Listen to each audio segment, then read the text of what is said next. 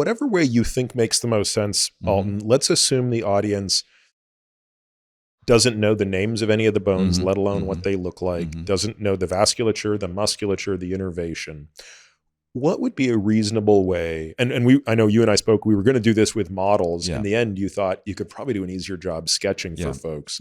So maybe let's have you explain / sketch That'd be through perfect. any That'd of be these great. things. And we're prepared for that. We have some diagrams in it. So I'm going to take it off the visual and draw some quick pictures. And this is what I do, frankly, for all my patients.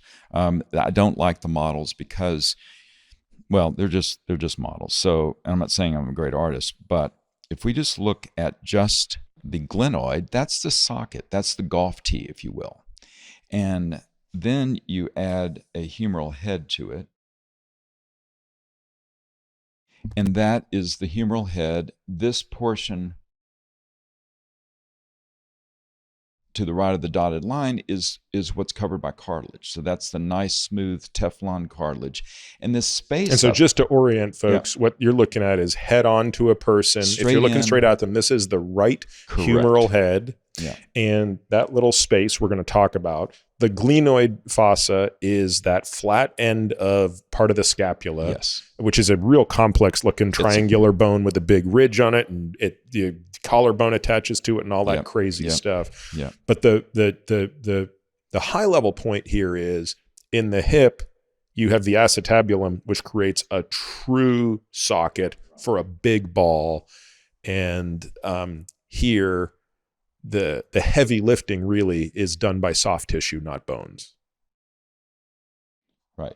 You've got a joint that's completely contained like that in the hip joint versus a shallow one that just can slip and slide all over the place. So you've pointed out it's the best way to describe the shoulder joint being a delicate balance of mobility and stability. And it's very easy to get out of whack because it is biomechanically so complicated.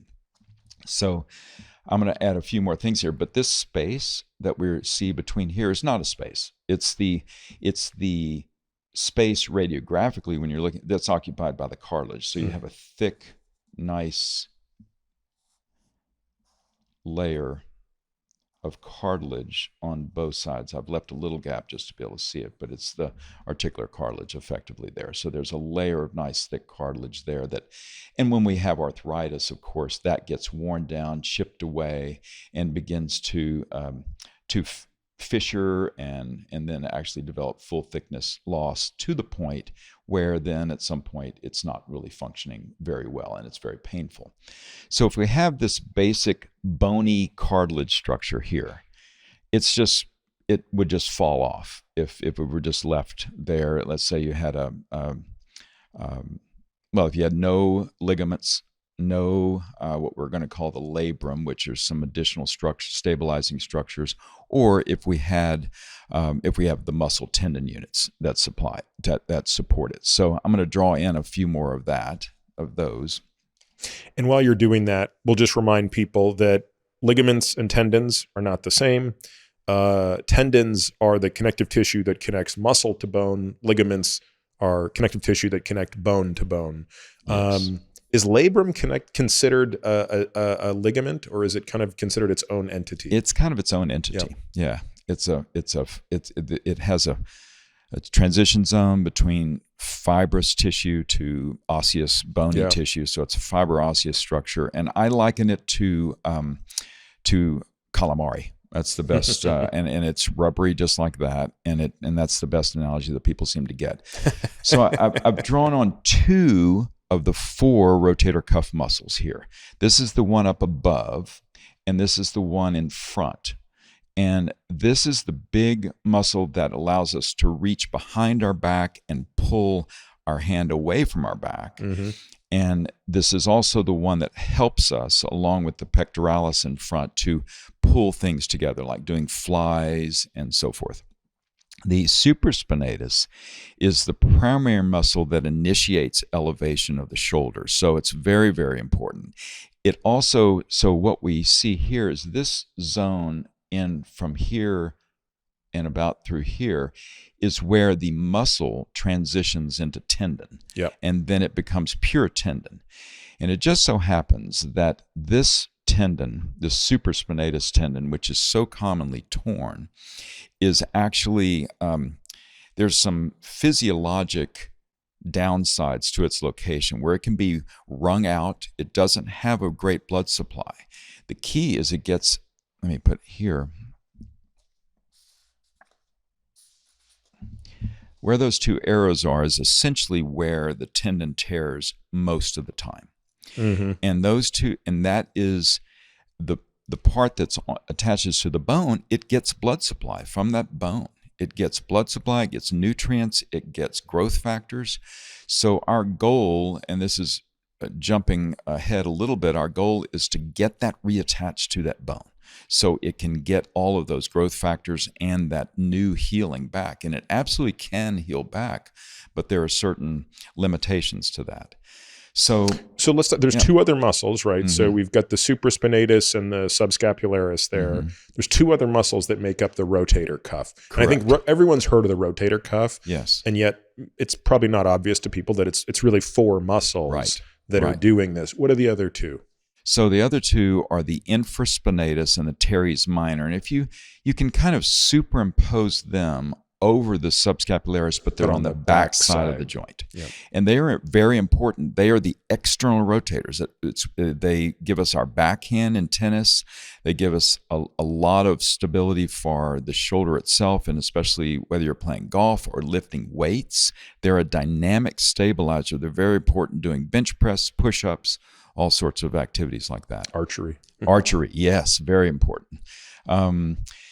So when a person, quote unquote, tears their rotator cuff, that can be a very heterogeneous diagnosis. I mean, technically, that diagnosis would apply to a tear in any of those four muscles, which could be in the muscle, could be at the junction between the muscle and the tendon, and could it also be just a complete separation of the tendon from the osseous structure of the bone? Yes. So, and that's critical to identify what that is, and you can somewhat predict it based on the age of the person and their physiology, and the mechanism of the trauma. So we have, and we do broadly classify these into degenerative tears and traumatic tears. Mm-hmm. So younger people, it's rare to see a young person really under the age of 40 to tear their rotator cuff. It's pretty proportionally rare, but it happens, and it happens traumatically. One of the I had a young fellow who worked as a merchant marine years ago, and he was doing something with the anchor and the massive chain, and his glove got caught in that, and it basically it almost ripped his arm off, right? But he was okay, except that he had torn traumatically as a young 20, I think he was 26 or so. It ripped off 3 of his 4 muscles, and it just, they had to be repaired, but he was okay. But it's that rare dramatic circumstance that leads to traumatic tears in young people. And someone that young, where's the weak link? Does it tear at the muscle itself, or does it tear more at the tendon? That's a great question. That's a great question, because the younger you are, the stronger that linkage of the tendon to the bone. So you often pull off some bone. Oh my God. And so in the case of a skier's thumb, just a common injury in the hand from skiers, the younger you are, the more likely it is to pull off with a piece of bone. And that's actually great, because bone heals to bone itself much better than tendon to bone. I see. If you can get away with that. There are fractures that occur that involve this area. And I'll draw a picture here. I'll draw a squiggly line to represent a fracture, and then I'll show it coming off. And that's a common fracture. So right here, what I've drawn is this chunk of bone coming off right here. That's the greater tuberosity. It's a prominence of the bone that the biggest portion of the rotator cuff attaches, the supraspinatus and the infraspinatus that you referenced. That pulls off, and so I would rather have that than I would rather pull that off and have a good quality repair of that than have my the two tendons rip off that bone. And tell me the type of athlete or person that presents with the fracture that you've depicted. Yeah, so these are generally, that isolated greater tuberosity is generally a fracture dislocation. So you have a pretty violent injury. You're rock climbing, you fall off, you hit it directly, your arm is wrenched back, or you have, let's say, a football player who has a traumatic dislocation. They're hitting just the right way mechanically, and it shears that off. And then, so it's most often associated with a dislocation as well. The dislocation goes back, but the tuberosity. And dislocation meaning a subluxation of the shoulder? Yeah. And let's explain to folks what that is, how that happens. Yeah. I didn't realize that we could use the word dislocation and subluxation interchangeably. Well, technically we don't. Oh, okay. Technically, a subluxation is an incomplete dislocation. It's the shoulder coming out, but it pops back in easily. Got it. So dislocation is usually it comes out and it needs to be put back in. Most often, unless it's recurrent. The more dislocations one has, or subluxations, the more stretchy and compliant the tissues become. Sort of like mine. Yes. And so then it can kind of slip and slide back in and out with regularity. Let me draw a different picture. Yeah. What I've done here is taken the humeral head away. So we're just looking at the socket and we're looking at it en face. Okay, so if you're looking at me, you took my humerus away and now you are looking directly at the socket of this glenohumeral fossa. Yep. Perfect. So yes. And so the central circle, the front of the person is you, to the front. The that's back of anterior, the if we speak about that, and posterior is to the back. Yes. Superior is up above, inferior is down below. So the classic, and so importantly, around the outside, that second circle is the outline of the labrum. So from here to here is the labrum, and that's a rubbery calamari-like structure. I love that. I love that explanation. And it's sort of, you get some bad calamari that's really chewy. That's kind of what, I haven't chewed on labrum myself, but it's what I imagine it would be, behave like. And it's very strong. It's very strong. And what it does, it has an amazing, you were talking about the evolution when we became bipeds. It's super cool because it effectively developed as a way to decrease the depth of the socket. Not by very much, but it truly works like a suction cup. Yep. If you take a non-arthritic cadaver specimen and dissect away all of the muscle, all the ligaments, and you stick it on the humeral head, on the labrum, it'll sit there. It's so amazing. Yeah, it's crazy. It's fascinating. But just like a thermometer on a window, if you get your finger on it, lift it up, break it, seal it falls away. Yeah. Well, that's what happens here. So we get a lot of static stability in our shoulder from the superior, inferior, anterior, and posterior labrum. And just to be clear, Alton, in a non-pathologic state, when you have that, that young person who has yet to be, experiencing any trauma of the shoulder, is that a contained space of fluid that is between those two cartilaginous surfaces of the glenoid fossa, the humeral head, fully contained? Because usually to have a suction, you want, there has to be a fluid that sort of contains it, or air that's incompressible, which is technically fluid. But I assume there is an aqueous fluid that's normally in there? Absolutely, yeah. You have a nice viscous joint fluid in all of our joints like that. That's a great question. And yes, you couldn't have that suction. As soon as you poke a hole in that, you lose that. So when a person has a subluxation, it doesn't necessarily tear the labrum, does it? Correct. And that's another huge point that it factors into our treatment recommendations and mechanisms of injury. If you are a young woman playing soccer, generally young women have looser joints. Women in general have looser joints, which is part of our difference in physiology. And actually, because of the weird nature of the shoulders, there are men as well who have super loose shoulders at baseline, born that way. But in general, if you think of someone, whether male or female, who has super loose joints, then they can sublux out, in and out, without tearing anything. They just ride up over that because it's just loosey-goosey. So the tighter the shoulder is, the more you have to lose. What happens to the fluid when they sublux? Nothing, because they have just a more. It stays. Okay, it they stays. Have a more it's just expansive. It's the ligaments. The ligaments are stretchy, okay. and they're bigger. It's more like a balloon that you keep blowing up repeatedly.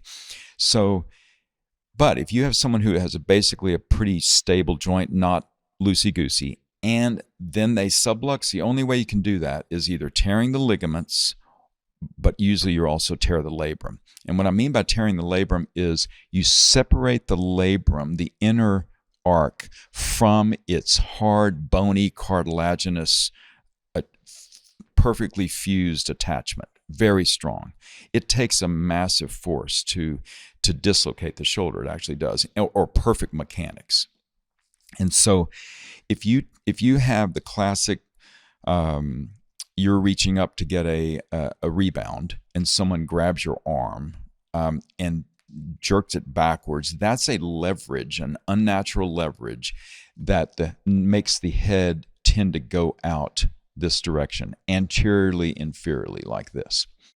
So the head is going to go down this way. Yes, yeah. It just leverages it out. And that's also a vulnerability based on where the muscles attach, right? Yes, very much so. And we'll get to that as the dynamic stabilizers. But man, this labrum is tough, but it tears off. This is the classic location where you tear the labrum there, okay? And it takes either a small tear that then is repetitively increased in size just from aggressive but repetitive use, or it takes a one-time significant dislocation. The attachments of the 4 rotator cuffs are basically behind, above, like it's basically like you got a big one there kind of at 9 o'clock, right? That's a great question. You ask perfect questions that I forget to cover. So these are kind of the cross sections of the muscles that are just outside. So these encompass and enshroud the joint. And this is the cross-sectional muscle bellies. And this is where then as you come further out toward the head, which is out here, they taper down and form the tendons. Yeah. And that's so important because no shoulder can be stable alone just by these static stabilizers, the labrum and the ligaments. And the ligaments kind of lie in between the labrum and the rotator cuff in here. So when you're referring to a slap tear, obviously slap stands for superior labral anterior posterior. Yes, yeah. Exactly. And that is up here. That is the superior. And that's an odd injury that we... the first person that really taught this well to us was a fellow named Steve Snyder in Northern California. And he really kind of categorized these and started identifying these as really actually clinically relevant entities. Not for everybody, but certainly for younger, very athletic people, overhead athletes, weightlifters, people doing CrossFit, people doing all manner of more aggressive sports. And so unlike if you have a tear here and you're active, you're going to keep redislocating, at least subluxating. That was me, correct? That was you. I was kind of all the way around, but big anterior, inferior, right? So I don't know what your first injury was. I mean, maybe. So we've talked about this. I believe it was a subluxation in boxing when I was probably 17. So there's 2 injuries I remember having in high school. I can't remember which one was first. You might have a sense.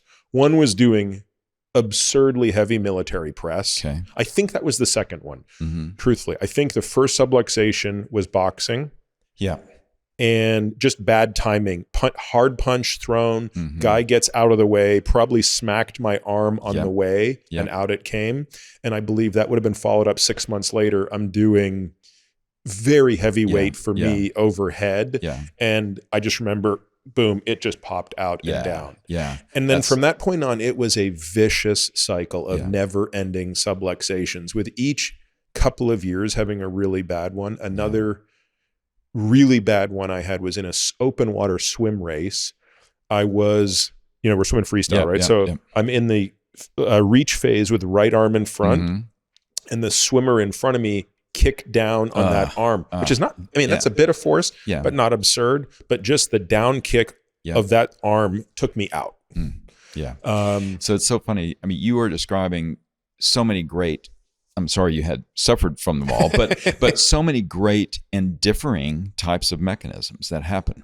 I agree with you that it probably was the boxing. I've seen a lot of those, the recoil, and especially if you don't hit something, your body is anticipating and it's tightened up and it is ready for contact, and it doesn't have the contact. It's no different than, there's an extra step in front of you that you don't know about, and you step and you go, whoa, and then you feel like it shudders your whole body. It's the same concept. Your body unconsciously knows what it needs to do. And so you probably did have a posterior subluxation. I mean, I will say, and you know this, and this was why it was so important for you, is you had a tear going all the way from posterior all the way around to there. So you had about a 240 degree tear. And you don't get that from one injury. It's almost impossible.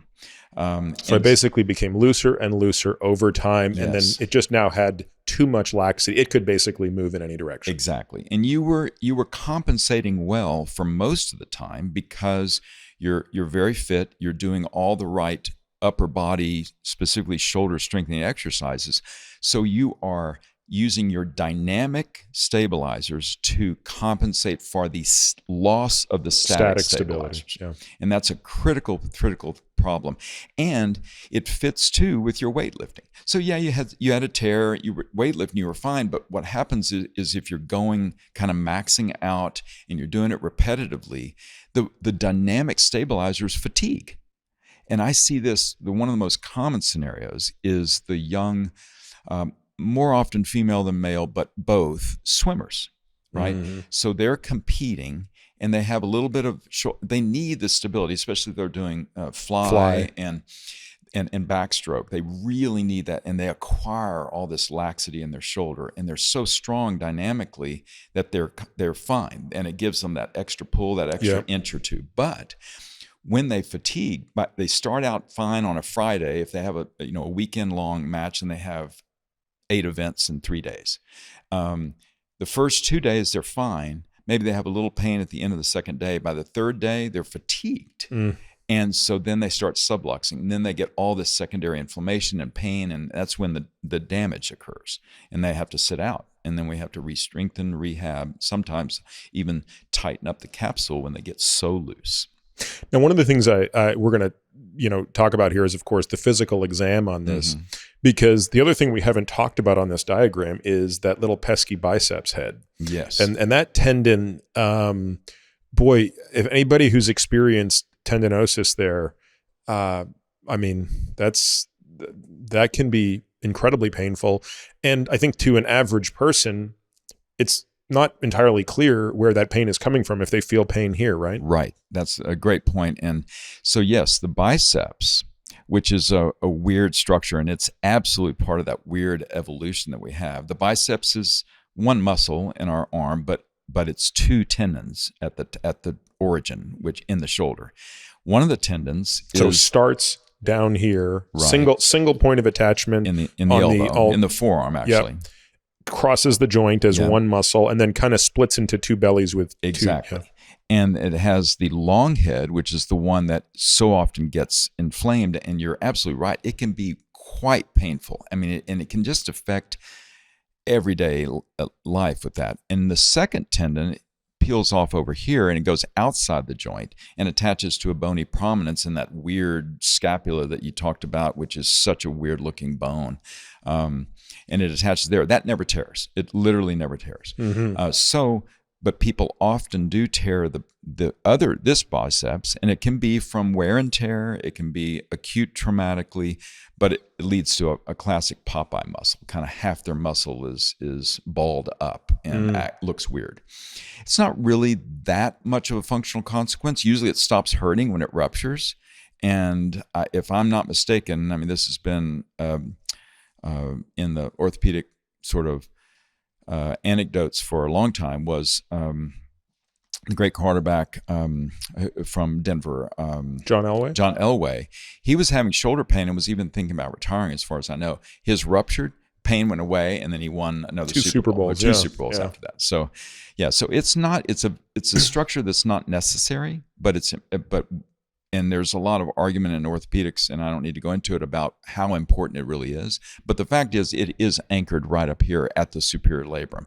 So when you tear that superior labrum, that biceps does funky things. It becomes unstable, and it gets more inflamed often, and then that you get all that secondary pain. So some people, I'm not one of them, some people who fix a lot of these will automatically just snip that biceps and reattach it in the front, so it's no longer a pain generator. So that's the tendinosis. Yes, that's the tendinosis. But I don't do that. I do that only when I see tearing, splitting, something structurally wrong with the biceps. I know that I can get a good repair, as any good surgeon can, a good repair of the superior labrum. Once that's stable, the biceps is fine again. Mm-hmm. It's no longer symptomatic. And I knock on wood, but I haven't had to go back and tendinose anyone who I had just repaired and left it intact, as long as I got a good superior labral repair. So because we've got the beautiful anatomy here, let's go a little deeper into this, because I feel like the torn labrum is to the MRI what the disc herniation there is to the shoulder, what the disc herniation is to the back, right? Yes. We tell our patients, I almost wish when I give you an MRI for another reason, I could ask the radiologist not to show me your spine. In other words, you take somebody who's not having no spine issues and you stick them in the scanner. The scanner. There's nothing that bugs me more than having to sit there and go through all of these asymptomatic herniations, which mean nothing. And I suspect the shoulder with its labral tear has to be the same. Yes, you're absolutely spot on, and it is such a point of frustration. The radiologists are doing their job. Of course, yeah. They're just reading everything that's there. The problem is that most of us walking around have, especially for my age, have plenty of positive findings, but they're asymptomatic. I mean, I've never had a spine or originated symptom.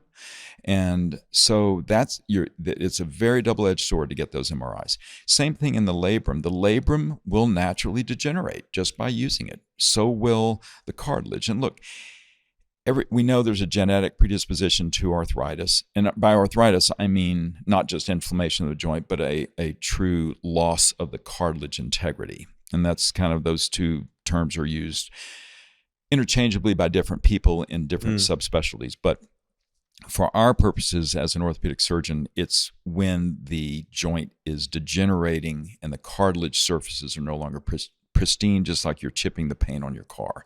And does that occur preferentially on the humeral head or in the glenoid fossa? Or is it basically one of those things where the second you get one chip, it's going to start happening on both sides? Yeah, that's a great question too. We don't have a good natural history of that. We know that, I've done total shoulders on people who had no cartilage left on their humeral head. It was perfectly round and smooth. There was no cartilage left. It was just a bony... Just pure hard ivory type bone with no cartilage on it. Whereas the glenoid still had cartilage on it. Now that's a case where, to your point, the loss on the humerus was smooth enough and gradual enough to where it didn't dig in and sort of eat away at the socket. It doesn't matter. You still have to replace the socket. But we do, for our younger athletic people who have a humeral head that's been damaged and they have a big chunk, maybe a quarter size, maybe a 50-cent piece size of cartilage, full cartilage loss. That's not great, because that just keeps sloughing off cartilage. They keep getting inflamed. They're on the young side. You don't want to do a shoulder replacement on them. So we will do just a humeral head resurfacing. They get a nice new smooth metal head, but we leave the glenoid intact. And they have good cartilage there, so it's metal on natural cartilage. Yeah. What kind of metal is that, by the way? It's cobalt chromium alloys. So just like the hips. Yeah. And the nice thing about those is if you can get 5 years, I have some people that have had those in 10 years and they're fine. and they can be much more aggressive with their activities. And if it ever does wear down the glenoid side, then you just go back in and revise it and put a plastic cup for the glenoid. Yeah. So let's now talk about when you look at the MRI finding and what you're looking for in the MRI, and then how you're looking to contrast that with what you see on the physical exam. And in a moment, I'll have you examine me so you can, and we'll do this for all of the pathology we talk about so that we can get a sense of this. Because I remember the very first time I saw you, after having sent many patients to you, it was probably a year before I had my surgery. I said, look, Alton, I know I've got this labrum. It's been torn to shreds for years. I really don't want to have surgery unless I need to. You examined me and said, yeah, you're not ready yet. Walk through how you start to test the surrounding structures to elicit sort of feedback on the labrum. Right. So I will preface that by saying, I'm so glad you brought that up, because one should never make their clinical, especially surgical decision-making on just an MRI. I've written a couple of book chapters on that, included a very complete examination of the shoulder, the basic exam, the provocative maneuvers, and so forth. And one of the things I've always stated, I've never done this study, I've always wanted to, but I believe that a good history, and that involves the mechanics of injury, in the mechanics of use, whether you're shooting a bow and arrow, whether you're driving a race car, whether you're playing basketball, whether you're just lifting weights.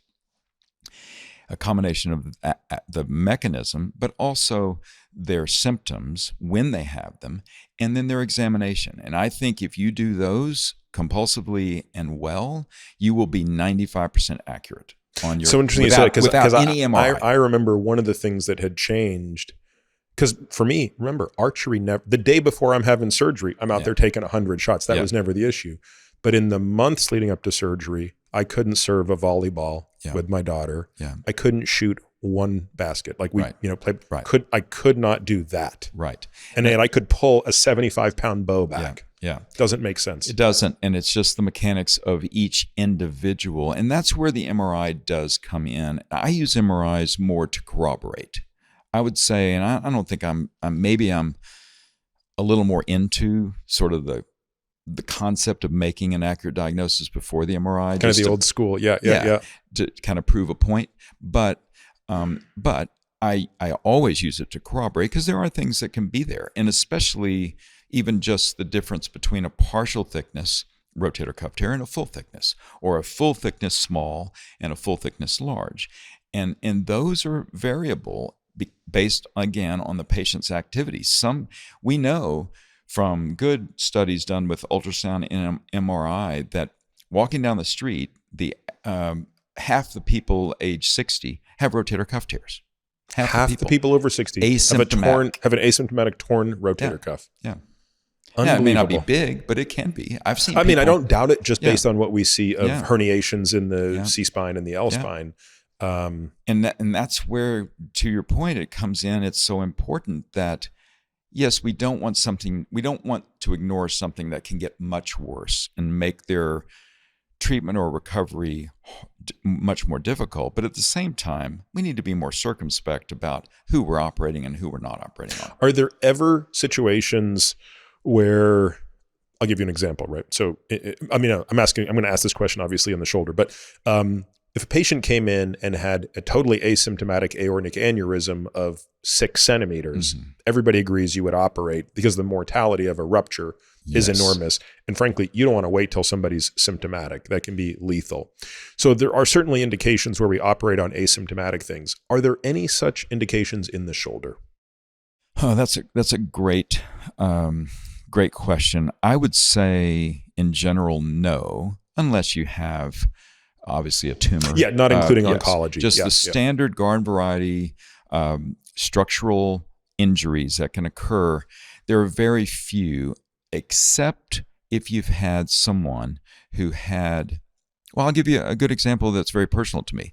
My dad, he passed away at 95. We were swimming in Lake Travis when he was 94 and a half. Wow. He's really vigorous, mentally fit, physically fit. And but he did end up having pancreatic cancer, and that's what killed him. At 95, great life, no complaints with anybody. But at 86, being a guy who could still do pull-ups, who was still swimming in the lake. So this guy's my hero. All his own yard work, everything.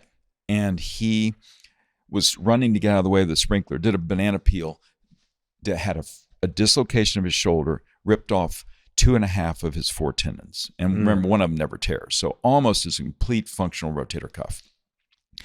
He was planning to come up to New York to visit, and we did a little FaceTime, and he couldn't lift his arm. It was like this. And he's 86, but healthy, never took a medication, so forth. So I said, Dad, you need to come up early. We're going to need to fix this. So we'll get an MRI, come up here. And so my partner and I fixed him. And regional anesthesia, they didn't even give him much sedation. He was like talking to us during the surgery. Got a good 6 anchor repair. He had great tissue to the point that you've just helped so many of us understand. But got a good solid repair. At 95, at 94, you couldn't tell he ever had a tear. He healed it back. He went back to doing. And what would everything. have been the natural history? Because I think a lot of doctors might have left him alone. How would he have evolved? Thank you. That was the point. He would have been miserable for the next 9 years of his life because he couldn't lift his arm. It might not even have been that painful, but he wouldn't have been able to do everything he wanted to do that kept him so vital. Yeah, so in other words, pain shouldn't be the only symptom we look for. We have to look for function. No. And so what I would tell someone who came in, let's say someone had a motor vehicle accident, and they tore their rotator cuff badly, and they were 60, 65. Would I tell them, you absolutely have to have it repaired? No. But I would also tell them, look, if you don't repair this, those muscles have lost their muscle tendon connection, so they're going to atrophy. And later, I know you're not painful now, but if you want to still do the things you're doing in the way you do them before this accident, they need to have them repaired. So this is effectively the discussion you had with one of the patients I sent you 6 months ago who tore a rotator cuff playing tennis many years ago. Mm-hmm. And basically, once this patient stopped playing tennis, they had no more pain. Yes. So today they do yoga and Pilates with no pain, but they can never pick up a racket again. I sent the person to you, and that's basically what you said was, you don't have to have this fixed, but you will see a continued diminution of your function as you age. Right, exactly. And the second caveat, which I'll tell them is, you may start having symptoms in 6 months, even doing those other things. And if you do, come back. Don't ignore them. Yep. If you start having symptoms when you've been asymptomatic, something has changed. Anatomically, physiologically, or something, let's reassess. It's a dynamic state over a long period of time. And so, you need to be flexible in that. And as a clinician, certainly. So when a patient typically comes in, basically, they're just saying, Doc, my shoulder hurts. Yeah. So again, on the exam, absent even an MRI, we're going to show people how you can just based on where I'm weak or strong and what hurts. Yes. You probably have a pretty good sense of this person has an intact cuff versus they don't. Yes. This person has a labral instability versus they don't. This may actually just be bicep tendon injury versus not. Right. What else is on your differential diagnosis in the exam? You don't have the MRI yet. The guy just says he's got shoulder pain. That's great. I'm going to draw another picture. Okay. So I've drawn the shoulder again. I've added on a couple of things. I've added on the clavicle, the collarbone, and I've added on this other structure up here, which is the bony structure. If you tap on the top of your shoulder, that's the bony roof of the shoulder. That's the acromion, yet another part of that super weird scapula. Okay, so the joint that when you hear about someone separating their shoulder, it's this joint right here, which is the acromioclavicular joint, and that is it only rotates about 20 degrees. It's just the way I liken this, especially being in Texas, you can talk about it because there are a lot of car lovers, and you know about it as a major car driver, is it effectively is a McPherson strut on a car. So it's a stabilizer bar. If you don't have those, and there are people that are born without without that collarbones. No, without collarbones. They can bring their shoulders completely together right here in the center, just like this. It's kind of super cool. But it holds those out. So that's why, it's the one most commonly injured in cyclists who wipe out, because they fracture here because they land on the outside of the shoulder. But the AC joint, the acromioclavicular joint, is what happens when people separate their shoulders, which is also different super from common. A dislocation. Obviously. Different from dislocation. That's usually from a force coming down from the top. So we're pitched forward. We land on the point of our shoulder, and it jams it down. And we can talk about that later. It's super interesting. But this acromion, again, is the bony roof. And under that roof is where the rotator cuff glides. And let me draw this. So I'm just drawing arrows, back and forth arrows here. So as the head rotates back and forth around, the rotator cuff is attached here, and it goes back and forth here. So it's rubbing or moving underneath this. Any place in our body that there's two structures anatomically in the limbs that move differentially with one another, there's usually a bursa that forms in between. And so that bursa is here. I'll draw it in green. That bursa lives right in there. And so it's just a thin, filmy structure that can thicken up and become very inflamed and become bursitis. And it's very painful. So that's a common because otherwise diagnosis. The purpose of that is to allow these things to glide past each other frictionless. Yes, perfect. Yes, exactly.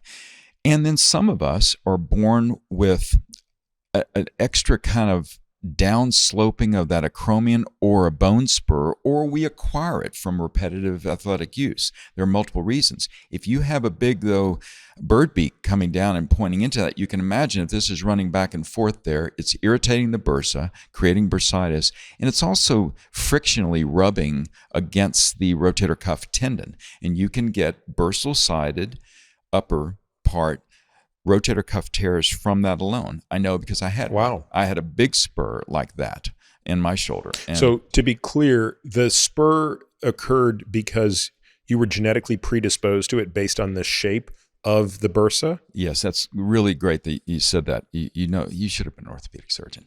So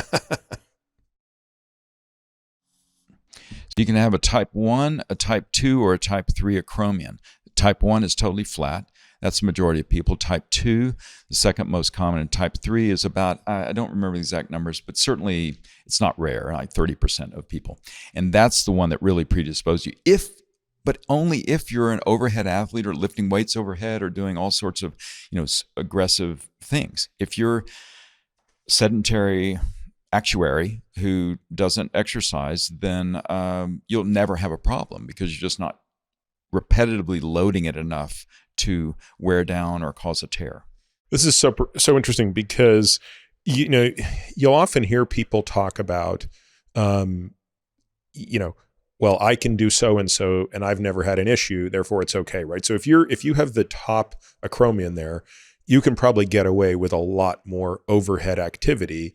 And you might look at somebody who's in category 3 who every time they do excessive overhead activity gets injured, and you might be saying, well, look, there's something wrong with you. The reality of it is, it would be interesting if we sort of knew these things in advance and we could maybe modify and temper our activity around our genetics effectively. Absolutely. It's a super cool concept. I've always thought about that stuff, the predisposition. And I'm not talking about a genetic predisposition to arthritis.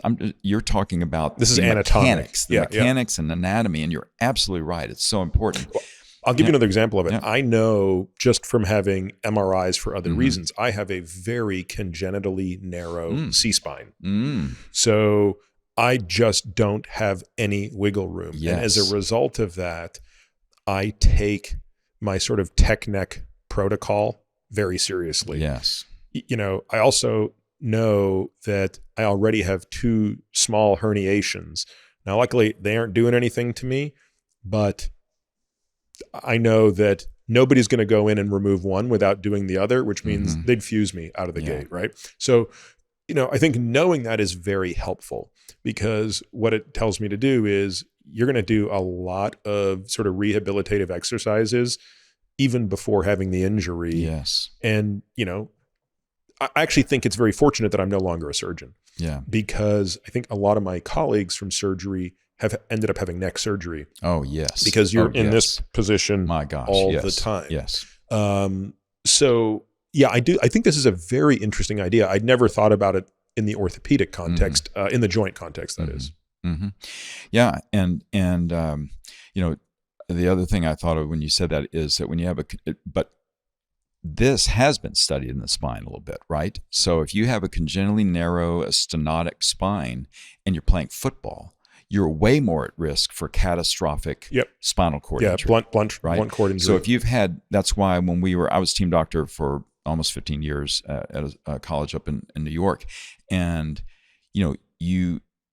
everybody doesn't screen these guys, but if you have your first stinger, then you need to be screened and see if you are. And if you are, then you have a very serious discussion about what you're subjecting your neck to. There are a lot of sports to play, and you don't necessarily have to be butting heads at high velocity. So that's exactly true there. But you're right, it hasn't been done in the shoulder. And it'd be a simple, easy screen and say, I don't. Well, especially I think when you talk about kids who have lots of athletic potential and they're 11 years old, and maybe there is a decision to be made. Are you going to be a pitcher? Are you going to be a tennis player? Are you going to be a basketball player? Are you going to play lacrosse? You're going to swim?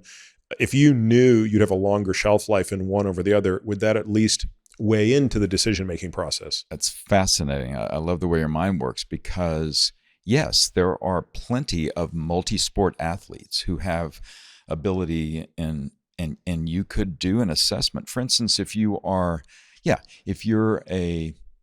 super loose joints, then you're going to need to pick the ones that you can keep dynamically stabilized, but are not going to be subjected directly to unnecessary forces. Yeah, it's a great concept. So I'm guessing, Alton, you drew this to expand our understanding of the anatomy, to then appreciate the shoulder pain that somebody shows up with? Yes. So all these things that I've drawn on here can be pain generators. Yeah. And another one, which is exactly to the point we're talking about, is this right here, the AC joint. Almost everybody through wear and tear, middle age and beyond, has arthritis in the AC joint. Yep. And like we were talking about in the neck, it's almost always asymptomatic, but it can be symptomatic. Sorry, just to be clear, the little red structure you've drawn on there, that ligament that is connecting the clavicle to the acromion, there's no fluid within that space? There's a tiny amount. Okay. Any place there's cartilage, there's a tiny amount of fluid, but there's very little. Got it. But it can expand. And so if it's arthritic, you can get more fluid. If you have, young weightlifters like you were, I'll draw it here, can develop in the end of the clavicle from that repetitive abutment, doing heavy bench and other types of activities, can develop distal clavicle osteolysis. That repetitive jamming or bruising of the bone and cartilage causes the cartilage to disintegrate and the bone to lose its integrity. And it starts to kind of get very soft, and it gets very inflamed. As soon as you start breaking up cartilage, all the macrophages from our body come in there, and you get a big inflammatory response. You get a lot of extra fluid and a lot of pain. So from a chronic perspective, are you going to see that more in somebody doing bench press or military press, or which direction? Both. But you'll also get it. I don't do these. I don't recommend my patients do them, but the people heavy that lat love raises. to do heavy lat raises, that just jams up. It's just so much leverage on that joint. And if you are to do it, I recall you're sort of more in favor of, if you're going to do it, thumbs are up, not down. Yeah. And not directly lateral. Yeah. More in the natural plane of the scapula. Exactly. That minimizes stresses. The other thing about it is that joint, you can imagine, it's like your understanding of the biomechanics, you lie directly on the point of your shoulder, and it jams that against, so they have a lot of pain there. That pain comes right down the front, kind of follows the biceps, so you have to differentiate that between the two. Then you look at an x-ray without an MRI or anything, and you see these spurs that are down there. Well, those spurs aren't ever going to tear the rotator cuff, because that tendon is out there. It never gets that far. But it rubs. We see it as an indentation in the muscle. So, every time you're working out, you hypertrophy your muscles. And so if you have that constantly rubbing there and then you hypertrophy around it, it's a true... So that's an athlete who complains that when they're lifting, it hurts more. Exactly. And that's a crystal clear when they're when they're relaxed, they haven't been exercising, they have rock solid strength. If you get them up into positions, or if they've been working out, you test them, they'll actually be weak. Not because they're truly weak, but because their brain is saying, no, I'm not going to give you that. It's going to hurt me. It's going to hurt my body. So I'm not going to give you enough electrical current to give you a full strength there. Wow. This reminds me, when I was in medical school, once I decided I was going to go into surgery, I read a book, and I wish I could remember the name of it, but it was a book written by a general surgeon who had long since passed away. But the entire book was based on diagnosing appendicitis. And, yes. this guy wrote Cope. Yes, Cope's that's right. Early diagnosis of appendicitis. Yeah. And I thought this was the most fascinating thing in the world, because you had this old school general surgeon who said, this is before anyone was using a CT, but he was like, this is 100% a clinical diagnosis. Yes. And nobody today training would ever dream you could waste an entire book to diagnose something that, by the way, incredibly prevalent. It's the single most prevalent condition in general surgery, when you just shove everybody in the scanner and get the answer today. But the reality of it is, this makes me think of Cope's appendicitis. A, this is more complicated. And two, I don't think there'll ever be a substitute for the nuance of the exam and the history, both the history of the injury and the history of what causes pain. Yeah. Yeah. It's fascinating. I love that. And we're going to come up with Barron's, well, the guy that was my Cope was our professor of cardiology at Tulane. He was super old when he was teaching us. He was in his 80s at that time. That's not super old, but back then it was. And he had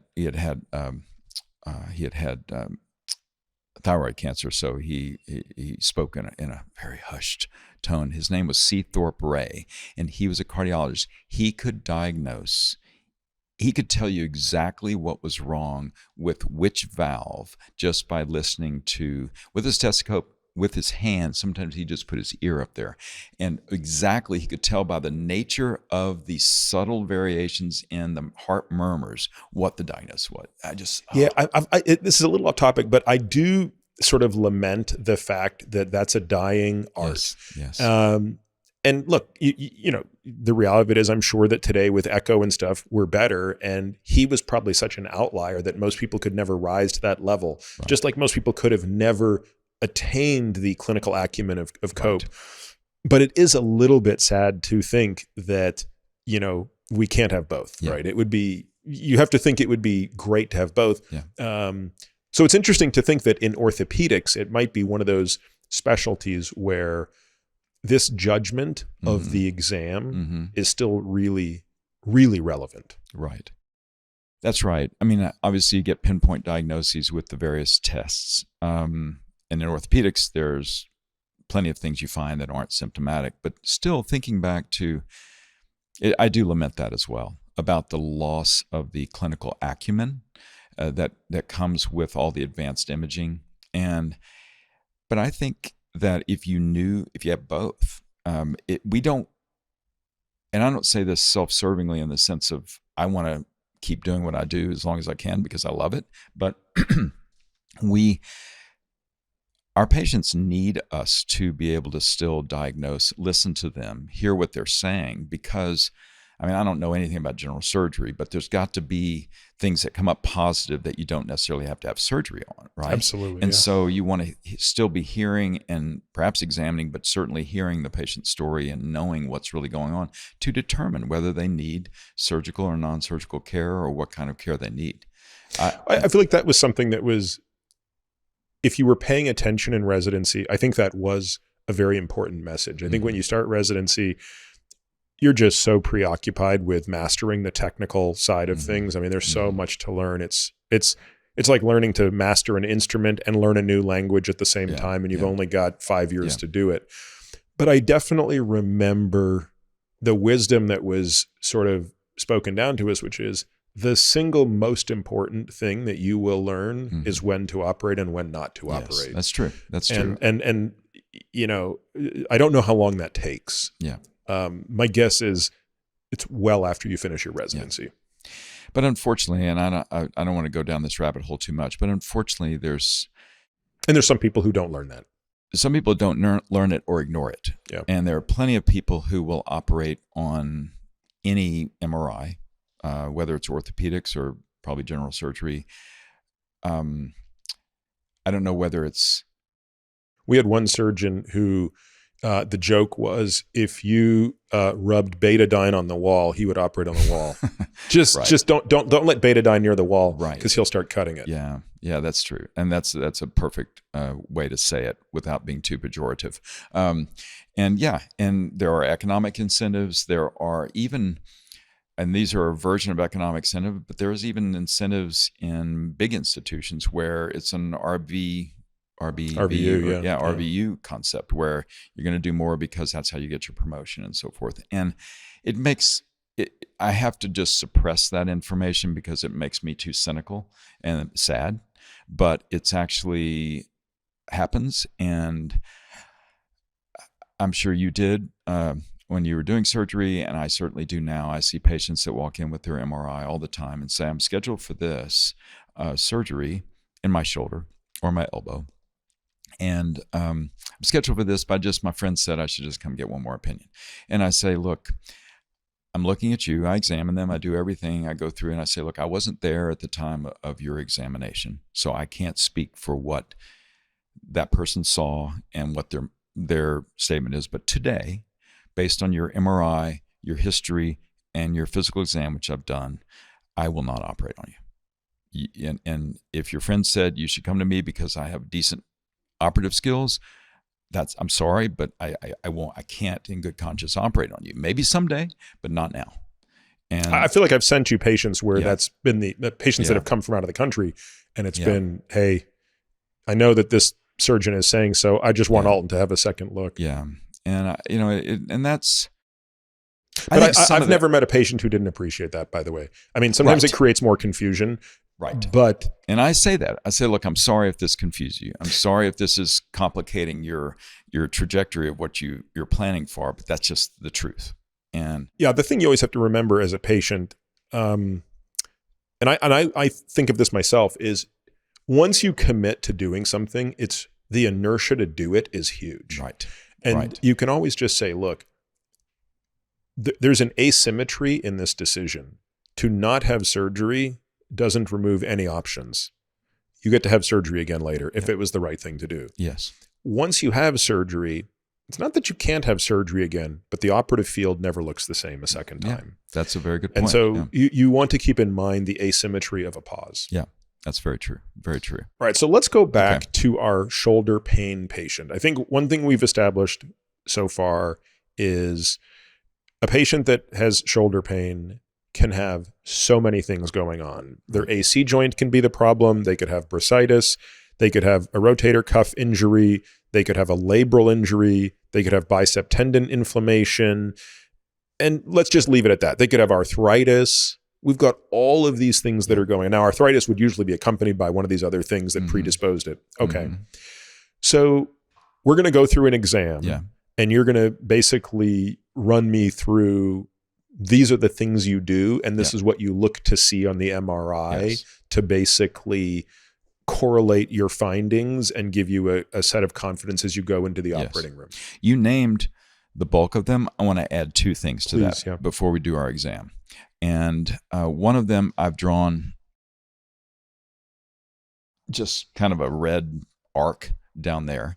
And what I'm showing there is the capsule.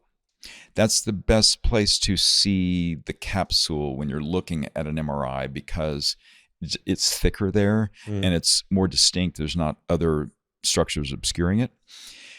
Normally, if you have a super loose joint, you can have a very capacious capsule like that allows it to flop down and even sublux or dislocate. When it's very high and tight and thick there, that can be representative of something called adhesive capsulitis. And the reason I say that is because that's so common, one, and two, it can conflate all sorts of diagnoses. And the frozen shoulder is the layman term for adhesive capsulitis. We don't know why this happens. It's super common. I see probably 2 or 3 new cases every week in my office. It's that common. But it's multifactorial. It's worse, like many things are, if you have diabetes. but you don't get it with more frequency if you have diabetes. But it's a full spectrum, and there's a lot of misinformation about it because the original old literature said that, all of these just get better with time. Well, they don't all. We know they don't all. And even a subset of them, in my practice, about only 1 out of 5 actually ever need surgery, and we never do that at the beginning. And it's just a simple little 30-minute release of the capsule and a reduction in the inflammation, and then they're so happy. But that's the exception. Most 80% do not need any surgery. They need some way to control the inflammation. They need really good physical therapy and a home program and some tincture. For mostly mobility? Yes, for mobility. That's why I'm saying that, is because you can get a stiff shoulder if you have impingement, if you have a big bone spur, because your brain says, I'm not going to let you move it there. And then it just gradually stiffens up. That's a secondary stiffness or adhesive capsulitis. It's not the weird primary adhesive capsulitis that could happen to you or me just suddenly.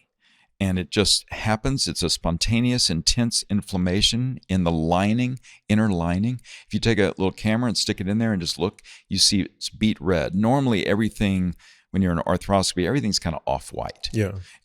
But in the case of, it's just beet red. And it's crazy. And people have done all sorts of laboratory tests, biopsies. Evaluations have happened over a long period of time.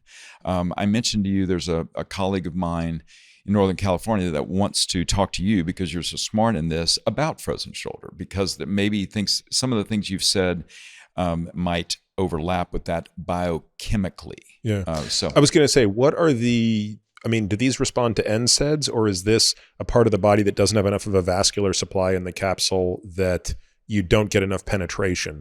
It has a rich vascular supply, but I think in this case, I give NSAIDs when people want them and they're afraid of an injection, but I think because it's that inner lining and it's so robust. I mean, if you look at it microscopically, it's just these angry red fronds, and I think it's just not strong enough. So I like to put a small dose of cortisone into the joint. Where do you inject? One time. I always inject from the back. Okay. For 2 reasons. One, this part is more richly supplied by the brachial plexus, so it's more sensitive. And 2, people kind of see you coming at them with a needle, so I always go in the back. Okay. And I never use an ultrasound. That's a whole nother thing that a lot of clinicians use, the ultrasound just to see. But you can feel where you're going. You just get it in there. And what's super cool about this is people come in with a lot of stiffness and a lot of pain, and then you inject them and put local anesthetic as well in there. They're free in 10 seconds. Oh my gosh. They walk out, they're saying, oh my gosh, it's amazing. They still probably need physical therapy, but the fact that they got such dramatic relief with such a simple treatment is so do you recommend that a patient with frozen shoulder err on the side of earlier intervention with a cortisone shot to then allow them to do more rehab sooner? Or do you say, I don't want to do a cortisone shot till you've done 3 months of rehab? It's purely based, again, on their exam. Well, and their exam and their history, how long they've had it, and how acutely symptomatic it is when I'm examining them. If I can stretch them and they start kind of saying, oh, that hurts a little bit at the end, but they've got decent motion, they're tight. Then go back and do the rehab. Go to PT. Yeah. Go to good PT who will really stretch you out. You don't need anything. You don't even need NSAIDs. But if I can't get them to move and they're just screaming, they're not going to get anywhere in PT, because it's going to hurt too much to do it. So I'll inject them, then send them to PT. And I always see them back in about 6 weeks. Most of them are dramatically better, but not all of them. Very rarely they need a second shot. And then some of them are just recalcitrant and they just stay stiff. And then I'll do the little procedure on them. You said there was one other thing you wanted to mention. Yeah, what was that? Yes. A big source of neck pain, which you and I have discussed multiple times, is referred pain from the spine, from the neck. And so we'll include that in our exam because it's so important, because you at least have to rule that out. Well, especially because someone comes in with shoulder pain, and I see that, I take care of a lot of professional musicians, and their necks are doing all sorts of crazy things, from all the violinists and the Philharmonic, or et cetera, just all types of musical instruments that lead to having to maintain these certain postures that sometimes are very counterproductive to their overall musculoskeletal health. But they'll come in with shoulder pain going down their arm, maybe even down to their hand, and they'll have already gotten a shoulder MRI, and they're 55 and they have 4 findings on their MRI, but it's not coming from their shoulder. It's coming from their neck. And so we have to make sure and differentiate that. And because the worst thing I could do to them is have them take time off from music to fix what doesn't need to be fixed in their shoulder, and then they still have the pain. Return. And they still have the pain.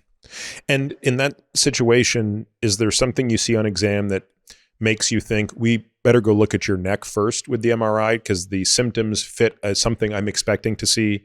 And then you look and you see, well, I do see that. So now that's... Yes, exactly. So that it's so important. So intrinsic shoulder pathology, whether it's a rotator cuff, whether it's impingement, whether it's arthritis, almost never does the pain radiate down below the elbow.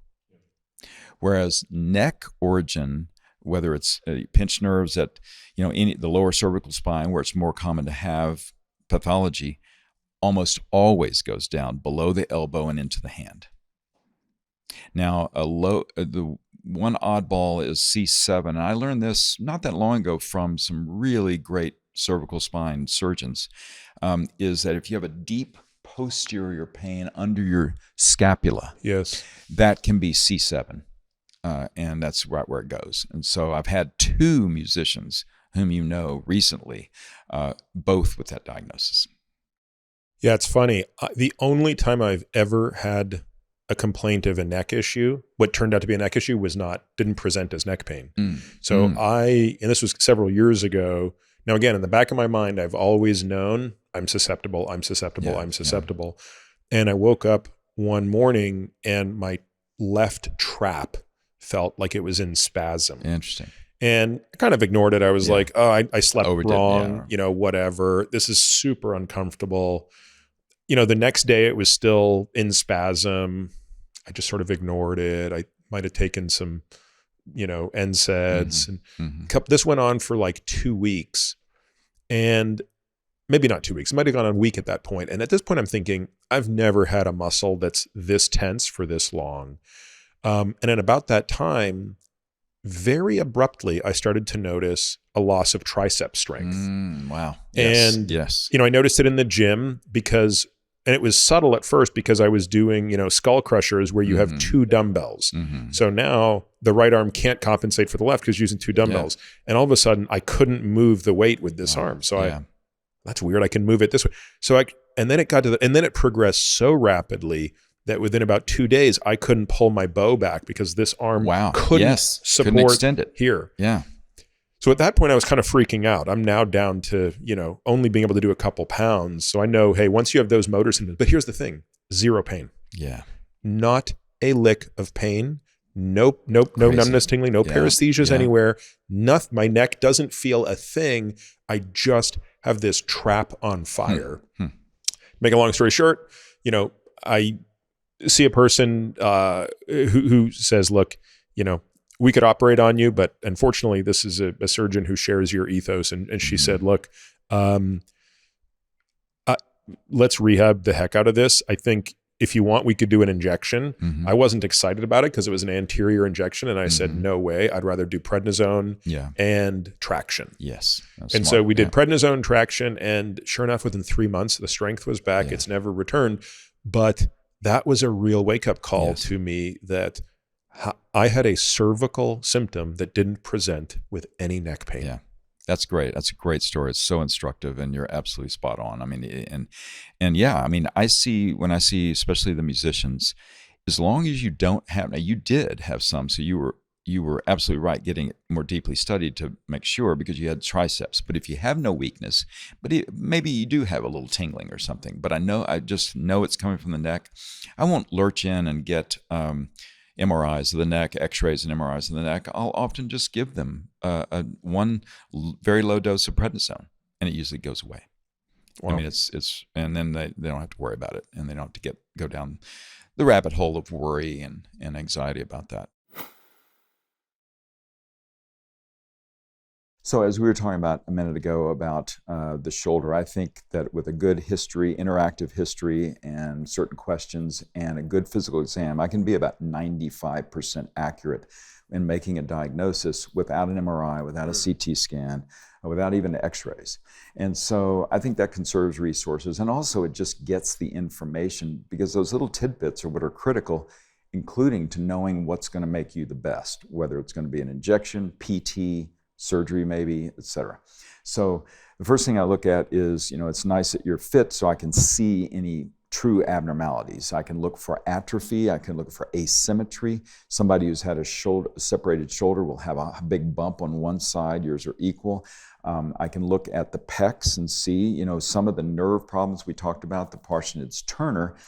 For instance, the mixed brachial plexopathy, I'll see someone with a very indented pectoralis.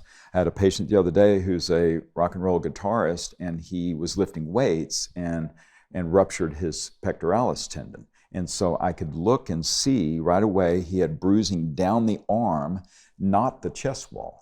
That means he tore the tendon from the bone here instead of the muscle tendon unit here, which a lot of weightlifters will tear. But I could also see gross asymmetry. So those are the kind of things you're looking for. And I also even care about the sloping of the shoulders, because that can potentially be posturally if it's an issue with posture and so forth. Okay, so looking at your shoulder, I see nothing asymmetric.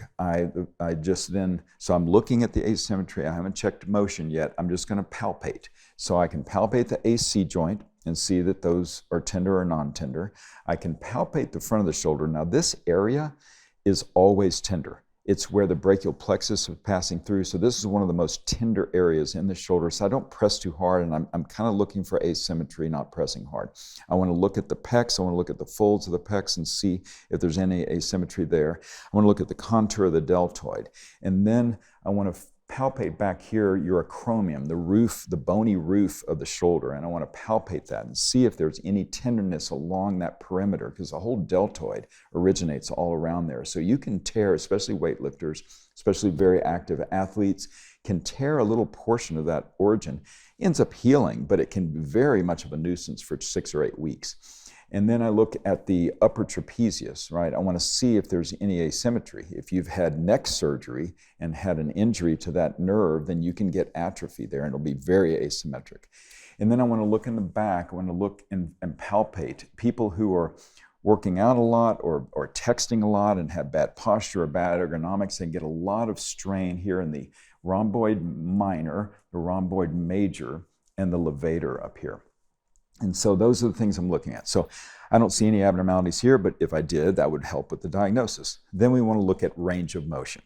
So I'm going to ask you just lift your arm straight up in the air. So you have great motion, and I'm looking for any subtle asymmetry. Sometimes an arm will be maybe just that far. That last bit that I push it up, you go, ooh, that hurts.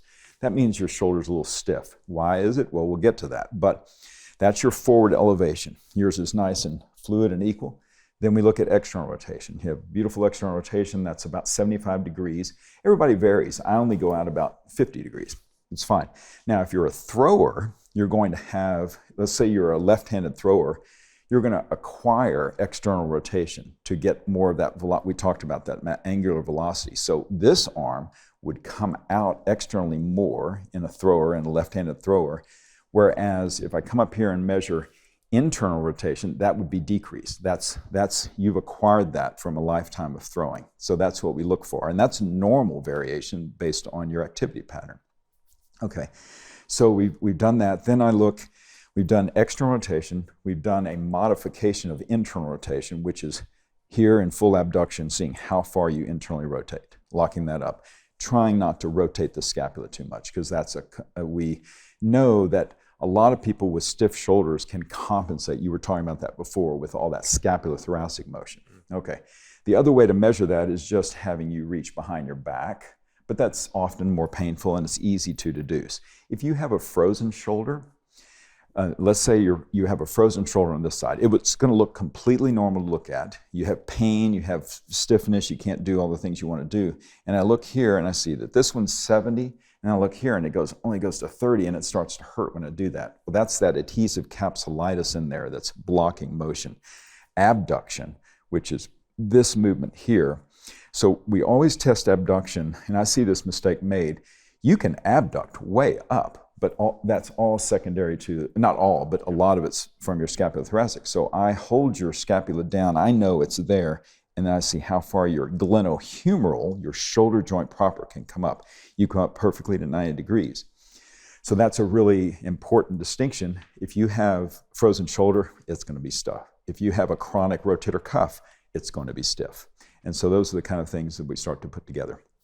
So we've tested range of motion. Now let's test strength. So we're isolating the rotator cuff, and then we can also check the deltoid. So there's two components to shoulder motion primarily. That's the deltoid, which gives us so much flexion, extension, and abduction, but we also have the rotator cuff, which we had talked about before. So here in neutral with your elbows at your side, push out to the outside, super strong. Now someone who has a big rotator cuff tear that's going to go, it's just going to give way. And then we know that something significant is going on. Now we do internal rotation, push in. Now that, you can see how your pec's fired. Internal rotation is a composite of both the pec pulling across, very strong, and compensating for maybe a rotator cuff problem, the subscapularis in the front. So we can't really test the subscapularis that way. So we had to do it a different way. Put your hands on your abdomen this way, push your elbow out against me. Now that is all subscap. That is all subscap. So if you have a little, even partial tear, that's going to hurt. If you have a complete subscap off, this elbow will, when you do that maneuver, it will fall back. It'll just fall away. You literally can't maintain that position. So that's a nice, good way.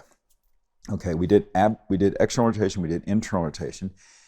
Now we isolate the supraspinatus, that elevator of the shoulder that's so important. And so here we push straight up hard, and you're rock solid, and that isolates the supraspinatus. Then, but your deltoid is a little part of that. So that's how we can then check, okay, let's check the anterior deltoid, push against me here, and I'm just resisting so I can stabilize it, okay. Then push back against me, so that you've got a great posterior deltoid, anterior deltoid, and now the lateral deltoid pushed straight out. That's a composite of the deltoid, we can see that firing, but also the supraspinatus, because that initiates abduction. So we've got good, we've checked now for the shoulder, we've checked the strength, range of motion, and palpation, and look for any asymmetry. Now we're going to do some provocation. We have to do provocative maneuvers to get to more pinpoint diagnoses. So in the case of a rotator cuff tear, we can check strength there. It's not really a provocation, but if I abduct you here and then externally rotate from there, that's all rotator cuff. And if that's weak, as it is, then you likely have a rotator cuff tear. It can be the supraspinatus, it can also be the infraspinatus. And so that's one.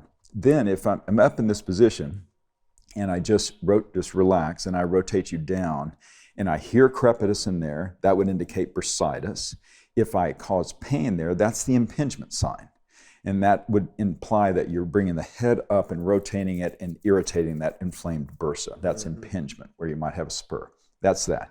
Now, a variation on that theme is when we come straight ahead, elbows fully up like this, keeping, up high, and then push up against me. That is your biceps. That isolates the long head of the biceps that we talked about, because the short head never comes into play. It never tears and never gets irritated. So that tests the long head of the biceps up there.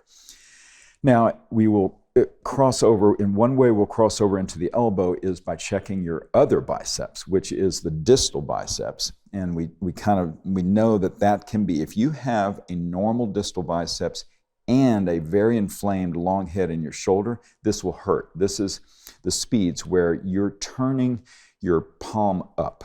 Go ahead, supinate. You can see that really fires your biceps there, good strong. And you're being kind. I cannot break you, and you can break me. So we test that. That would hurt, and you'd give way if you had. But you'd say it doesn't hurt here. It hurts here. So it's tugging on that bicep. So that's a good indicator for that. Then we want to look at your labrum. That's a common tearing thing, that entity that can manifest. So the superior labrum, we have a good provocative maneuver for that. It's called the active compression test, and we call it the SLAP test, which stands for superior labrum, anterior, posterior. It's a funky, weird position. Your across the body, thumb way down, and then you push up against that. And that is rock solid. Now, if you had a superior labral tear, that maneuver would just hurt, but then it would just give way. It would just fall away, and you know firsthand about that. Okay, so that's the superior labrum. Now, if we're looking for the anterior posterior labrum, we won't do that because we don't have I would normally lie you down and then shuck your shoulder back and forth. But I can get approximate with that. If you were sitting, I can stabilize your shoulder and scapula by grabbing that, and then I can push anterior posterior. Someone who's very loose, I can move them excessively posterior anterior, and then I can even pull down on your arm and feel that head go whoop, whoop. If you have that big capacious capsule where it's inferiorly translatable, then I can easily feel that from this position, and I'll feel it just open up and go down. So those are really the core parts of the almost full shoulder exam. And that's going to be about 95% corroborative and accurate based on what you've been telling me in terms of your history of why you have shoulder pain. All right, Alton. So now we have a sense of how complicated and nuanced the exam is. Yeah. So now let's assume we have the diagnosis. Okay. So let's walk through some of the surgical treatments here. Okay. Right. Again, let's start with the operation I had. So a labral repair, and is the approach significantly different whether it's a slap versus a complete tear like mine? I assume it's just the number of ports, or how does it? Yeah, it's just a little more technically, right, to do, and you need a few more and we do most of these now, as I was talking about the technology earlier, that we can do these percutaneously, so we don't need 5 big, I mean, these are only 1.5 centimeters. The biggest ones are only about 1 centimeter, 1.5 centimeters, but the others, they can be percutaneous, tiny little holes that we use little cannulas through and then put the drill through and so forth. So that's right. It's more just adding a little time. It takes 10 minutes to do each anchor sort of thing, and so you just add on, and you needed a bunch. But it's also... Seems like the first thing, if I recall, that exam under anesthesia is crucial, right? Yes. Oh, I'm glad you mentioned that. Yes. So even with a good exam, remember that a dynamic exam, you've got your brain has been dealing with this problem for a long time. You're naturally, well, not naturally, you work, but you're muscular, you have good muscle tone. So if I'm examining you, I probably can't sublux your shoulder. I mean, I have to kind of jump up on top of it to do it. The rare case is somebody who's had such long-standing instability that their body's no longer responding to it. Wow. And usually I can get 1 or 2 subluxations, but then they tense up. But I can usually get 1 or 2. So that's one subset. But so the great thing about an exam under anesthesia is once you're in your position where you're going to have the surgery, you've got a regional block where your arm is super numb and you're sedated so that you're relaxed and you can't control anything. And then I can it's as if your muscles aren't really there. I mean, they have a little effect on it, but mainly I'm testing the static stabilizers. In your case, I could take it pretty far out back and I could completely dislocate your shoulder out front. So, and that wasn't... Still hurts for me to watch that video. Yeah, right. It's interesting. It's super cool.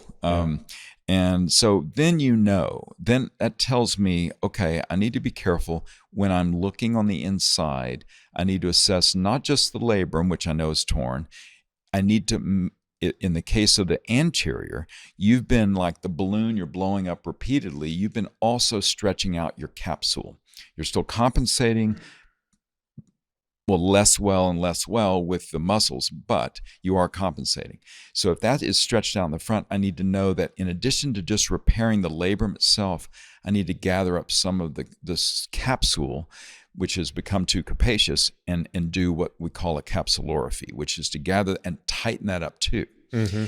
And that's kind of a judgment call. When you've done a lot of them, you kind of know how much to gather. You don't want to gather too much because then it tightens them up too much. To that point, and this is a caveat about unnecessary surgery. Had a lovely violinist, professional violinist who I'd treated, her whole family, they're all violinists, and she had been up in Vermont, farther enough away to where when she had a frozen shoulder or shoulder pain, she got an MRI, saw a sports doctor who saw, and again, she's 60, at that time 62, 63, and had some degenerative labral tearing. Well, he said she needed to have a repair of that, which... And she presented with what pain? Just pain, so a little stiffness. Okay. So just read the MRI. It said labral tearing, didn't really have anything else. So said you need a repair of your labrum. Did a repair of the labrum. She came to me about 6 months later in tears, had not been playing for 6 months, had the stiffest shoulder I think I've ever seen. Basically didn't move. So he tightened the hell out of the capsule? Right. And did a labral repair that in a 62-year-old who's not an athlete would never be necessary. It's just universally true.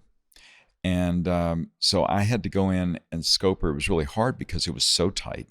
Had to just bit by bit release everything that had been done and release the capsule that was all crunched up and tightened up. Even had to take some of the sutures out to free up her shoulder. Do you have a sense of what her initial injury was even caused by? I mean, do you think it was just capsular? I think she just had a stiff capsule. The classic frozen shoulder. So someone that should have had PT plus or minus at most a single injection to reduce the inflammation has the exact opposite. They get a complete tightening of the capsule. Yes. And there's a school of thought in orthopedics that says we just don't like repairing labrums and doing capsule repairs in older people because that's the outcome you get. Yes, and that's completely valid. I mean, it's completely valid. I remember some people that I spoke with who said, wow, at your age, Peter, you're basically 50, you're having a labral repair. Are you crazy? Of course, in my case, I think I haven't lost any mobility, which is kind of remarkable. No. And in fact, you and I discussed that some, right? Yeah, that was one of my biggest fears. Yeah. And so one has to pay extra attention to that. For me, if we want to be specific about your case as just a case example, I don't think we had a choice because your subluxation, you're so active, your subluxation with all the different activities, you already had some arthritis. You were already wearing down some cartilage. I mean, it's either that or the inevitability of having a shoulder replacement in another 10 years. Right. Yeah. I mean, I think when I saw a little bit of arthritis there, I kind of wished I'd done it sooner. Sure. Knowing what I know today, I almost wish I had more pain, sooner. Because I really had a ton of pain 10 or 15 years ago, but with a lot of good tissue work and a lot of training, I kind of got out of it. Yeah. And I made some modifications. Like there were certain things I just decided I couldn't do. Yeah. But that's right. But I think that's interesting. So, but another component to that is, especially now, people are so much younger, mainly because they're all rucking now. No,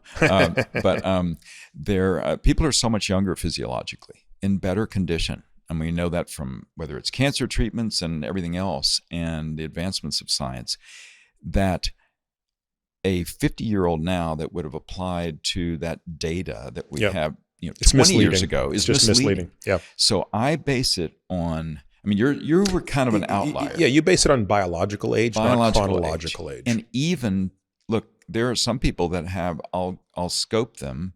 I'll say, look, I don't have any other way than looking and seeing what's there. And in some cases, they have better cartilage than what the MRI is indicating, and then I can go ahead and do a repair. And some of them are, I've done a couple, I mean, maybe I shouldn't say this on air. I've done a couple of like 58-year-olds, 60-year-olds, but their joint was pristine. I mean, it looked as good as a 25-year-old. They just had a discrete labral tear. No, to me, look, this is to me an extension of what I think of as precision medicine, which is we use evidence-based medicine, which is incredibly heterogeneous, to make population-based assertions and general broad recommendations.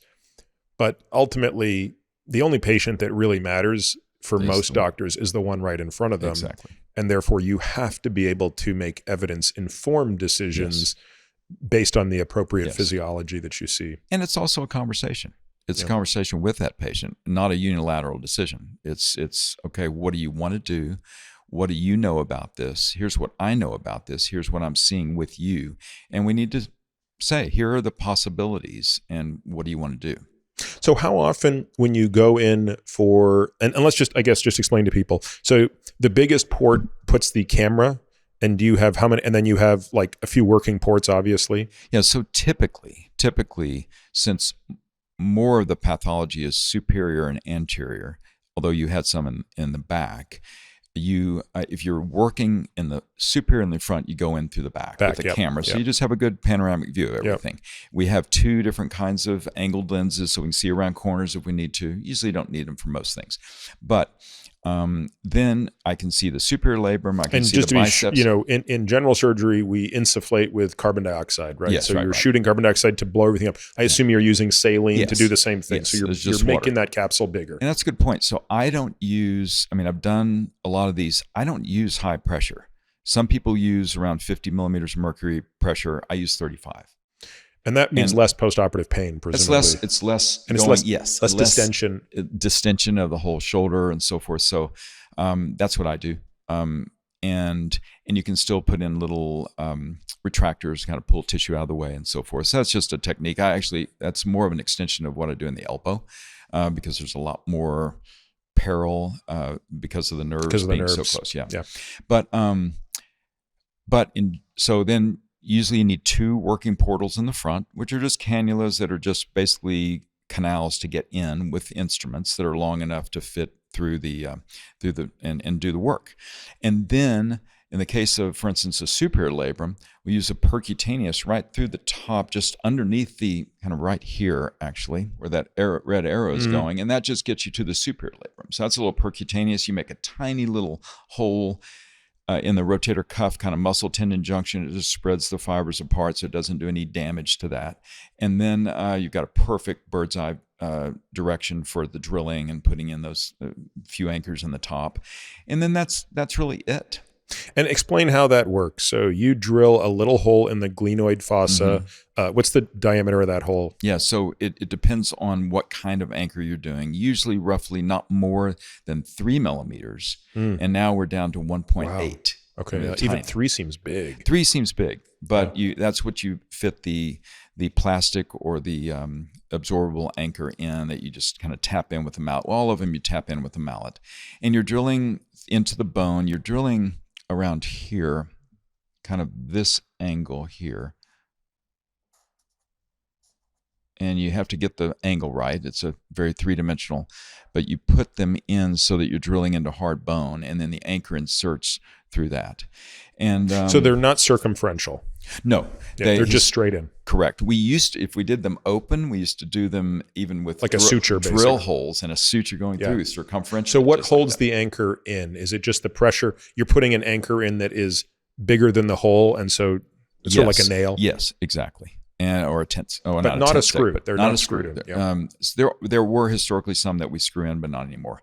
And now the ones that are purely basically braided polyester, those go in the suture goes in, and then as you carefully pull it back out, the way they're designed, they ball up, and it creates they're super strong. You can lift the shoulder off the table, so it's super cool to use those. Wow, that's so interesting. So you have a lot of confidence in the integrity of that repair. Yes.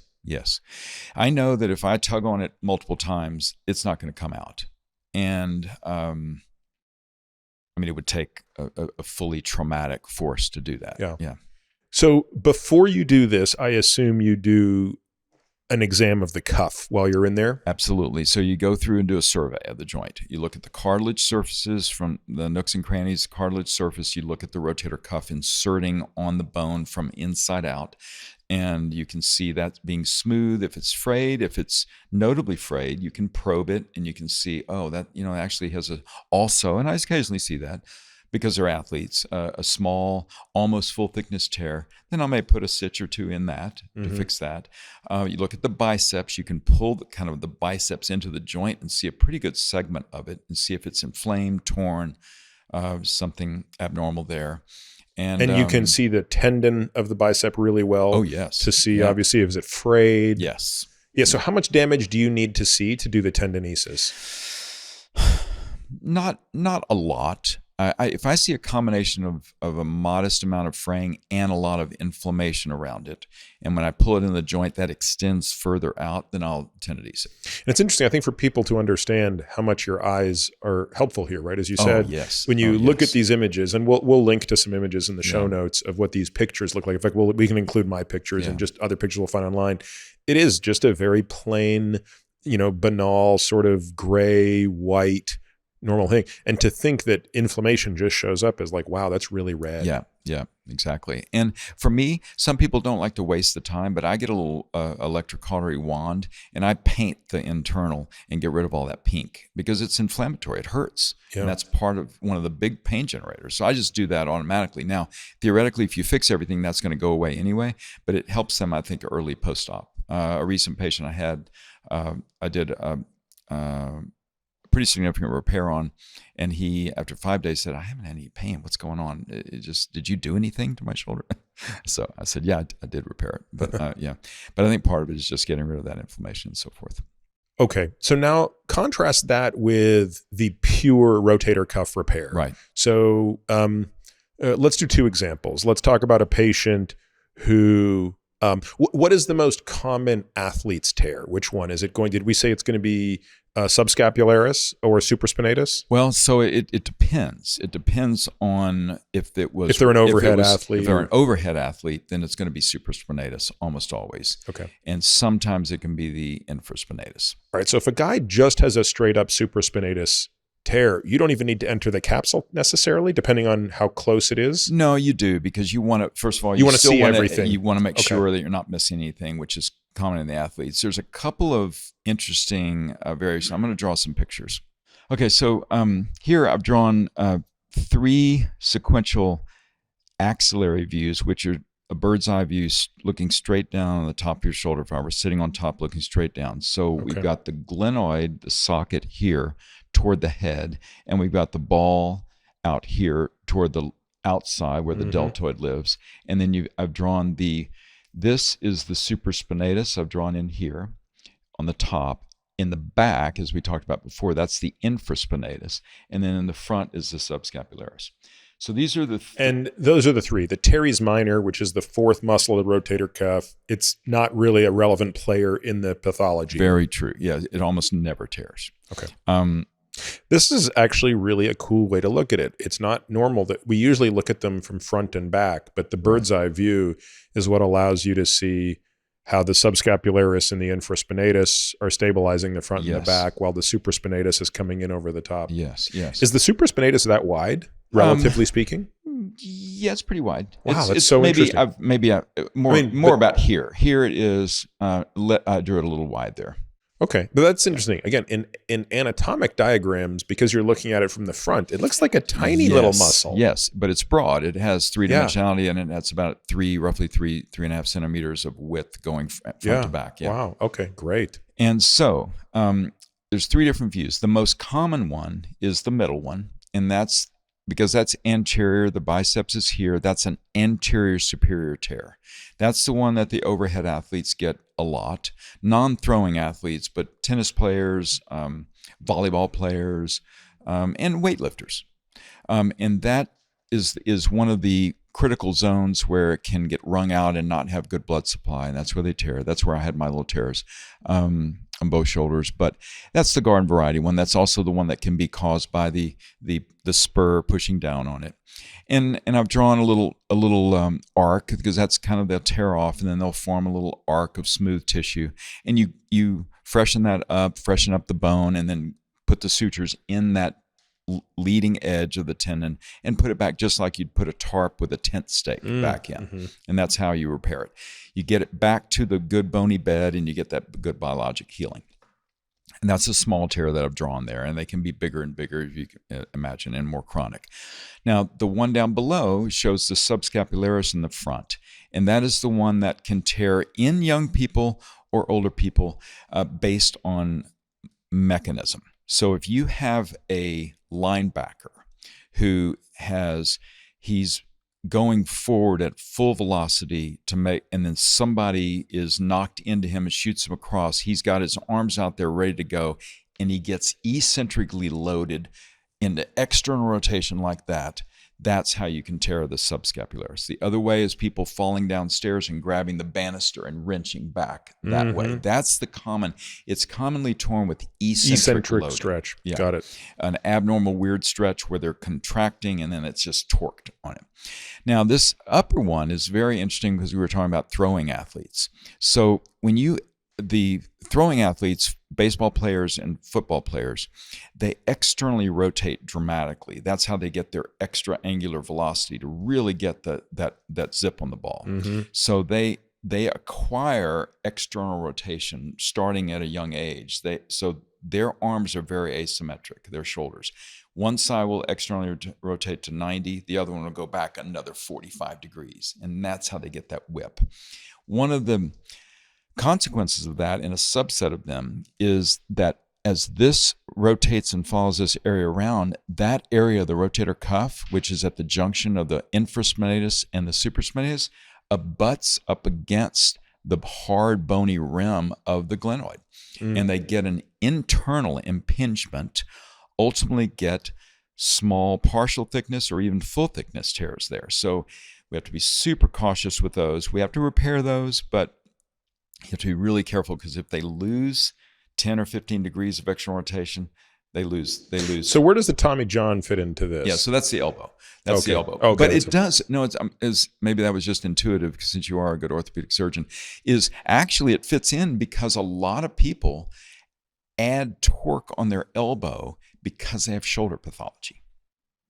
I see. So they transfer, they gain the external. Yeah. So that's why they end up. If they have tweaking. A little weakness or something going on in their shoulder, they will overthrow with their forearm and their flexor pronator mass. They'll overthrow with the torque, and then they'll tear their medial collateral ligament of their elbow. It's crazy, but true. And vice versa, if they have a partially torn medial collateral ligament that hasn't yet been identified, they can overthrow with their shoulder to compensate to get more angular velocity on that because they can't muster it through the elbow.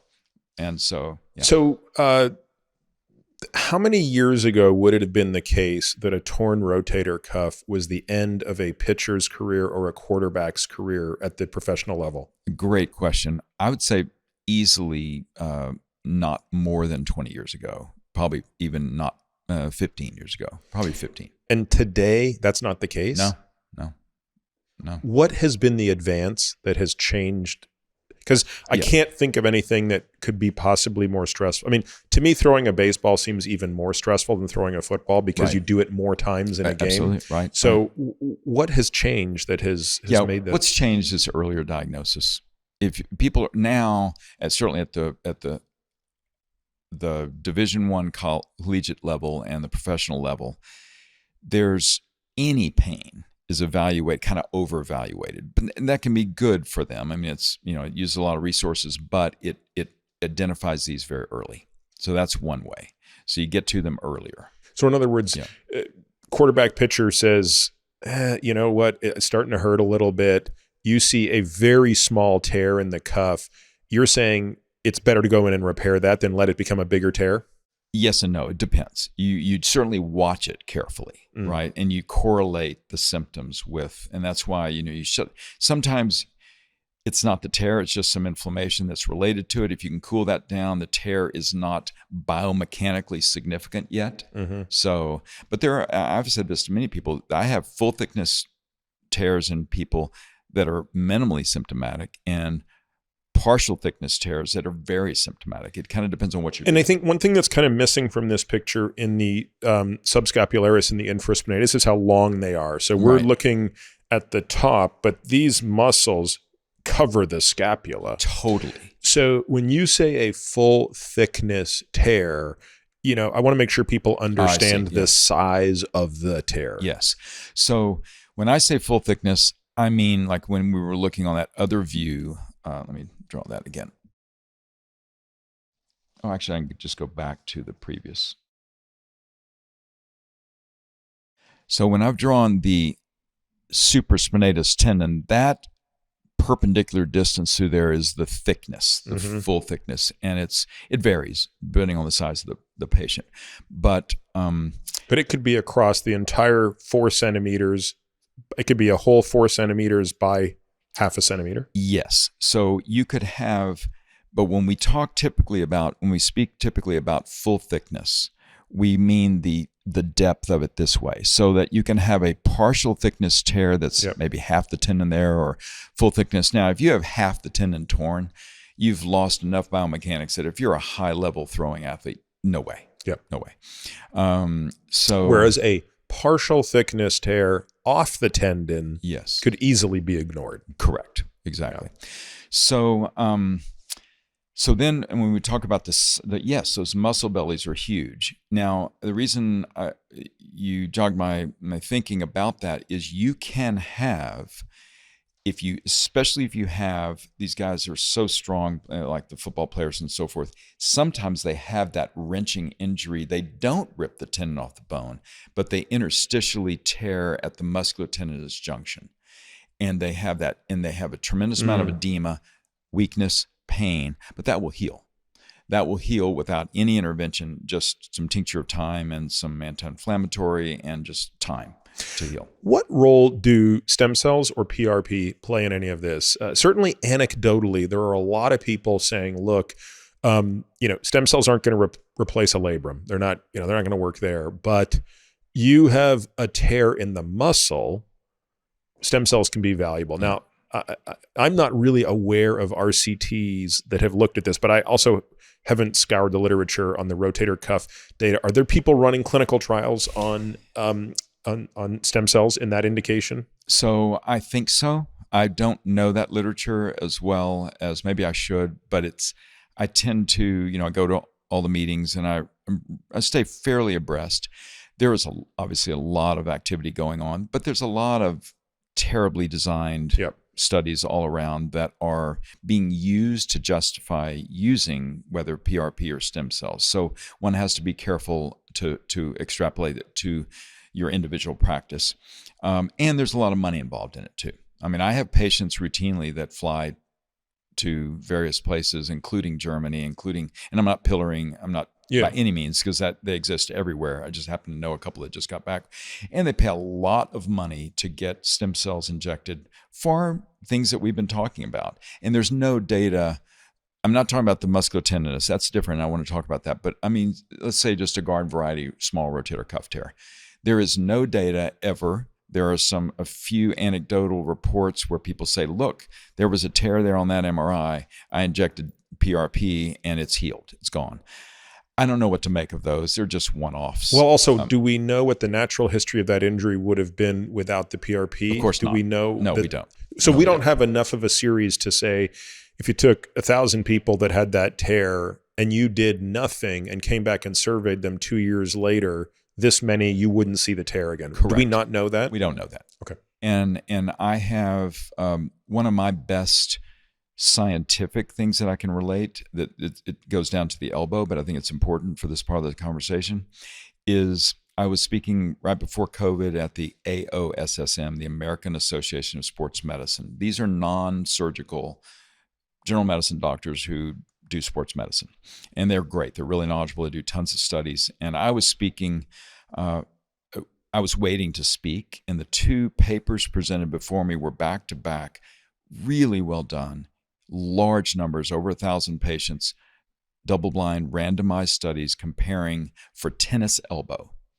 Okay. Tennis elbow, lateral epicondylitis, comparing cortisone, PRP, and placebo. And the placebo and the PRP were the same, and the cortisone was much more effective. These were back-to-back studies, different institutions. And it was informative for me because I've read the literature. Our literature is replete with studies that say, oh, well, PRP really helps. And I see patients all the time that have had PRP injections. Based on my current knowledge of the literature for rotator cuff repairs, for tendon ruptures, for lateral epicondylitis, certainly for Tommy Johns and medial tendon ruptures. I have a PRP machine in my office in Manhattan, and I use it twice a year. For what? For when someone begs me to do it. So Yeah, I mean, I guess, again, not to be skeptical, but I suppose a doctor can make more charging for PRP than cortisone. I mean, cortisone's pretty cheap. Cortisone, well, one, it's covered by insurance, and two, yeah, it's a couple $100 for a shot, right? Yeah. Typically, in my office, that's one of the reasons I don't use it is $1,000. And it's not necessarily covered. And people charge a lot more. Some people charge $2,500 for a PRP injection. So look, I'm not saying that it doesn't someday. PRP, the concept is great. It has growth factors. It's our own bodily, fluids. And so it's perfectly reasonable, but it hasn't yet borne out to be a game changer. Now, if you take someone who's the highest level athlete and they have bursitis, sure, inject some PRP in there, some stem cells, whatever. Maybe it'll be better. Who knows? Yeah. There's not really good data on it, but there's no downside to doing it. The only downside sometimes I see many more flare reactions from PRP injected in the tennis elbow where people are really painful for a couple of weeks and they end up coming to me for either surgery or cortisone. Yeah. They say, I don't want another one of those. I don't want another one of those. Yeah. And that's just anecdotal for me. I don't have a comparative study. Yeah, I probably need to spend more time in the literature, but I really, the few times I've kind of looked with some interest, usually on at the request of a patient who's kind of going through this, I just haven't found data that are convincing enough. Even though, again, mechanistically, there's a high plausibility and. But I think the problem is we don't have that natural history. Right. This is the problem. There's lots of anecdotes that say this injury was present, stem cells were injected, the injury is gone radiographically. Yes. The problem is we don't have the contrapositive case. We don't. The best natural history study we have on, and this has nothing to do with treatment, this is asymptomatic rotator cuff tears. Came out of WashU. One of my best friends in orthopedics, Ken Yamaguchi, was the lead on that article. They looked at ultrasounds, which was great because they're non-invasive, non-costly, and very effective if you have a good ultrasonographer. Yeah. And they looked at the natural history of these asymptomatic tears, and they found that they obviously documented the percentage of asymptomatic tears in the general population, but they looked at them longitudinally, and they never repaired on their own. They, at very best, a subset of them stayed the same. The larger the tear, the more likely it was to become even larger with time. And become symptomatic? And become symptomatic. A subset of those became symptomatic, yes. So, and it was really well done. It got a lot of press. So none got better spontaneously? Correct. Okay, so that would suggest that if people are saying, hey, here's my MRI pre and post stem cells, and it got better, that would at least suggest that in that individual, it might have worked. Yes. If you had enough and they were done with the same, as you know, MRIs vary significantly from machine to machine. So they would have to be very well controlled. Yep. Yeah. If you showed me even 20 patients done by someone that I know is legitimate, and they did that and showed comparative MRIs that even 10 out of 20 showed healing, reconstitution, and I'd be in. Yeah. Well, I hope that study's being done. Yeah. I suspect that there were a number of obstacles to it if it's not being done. Again, it's always possible it's being done. I'm just unaware of it. Yeah.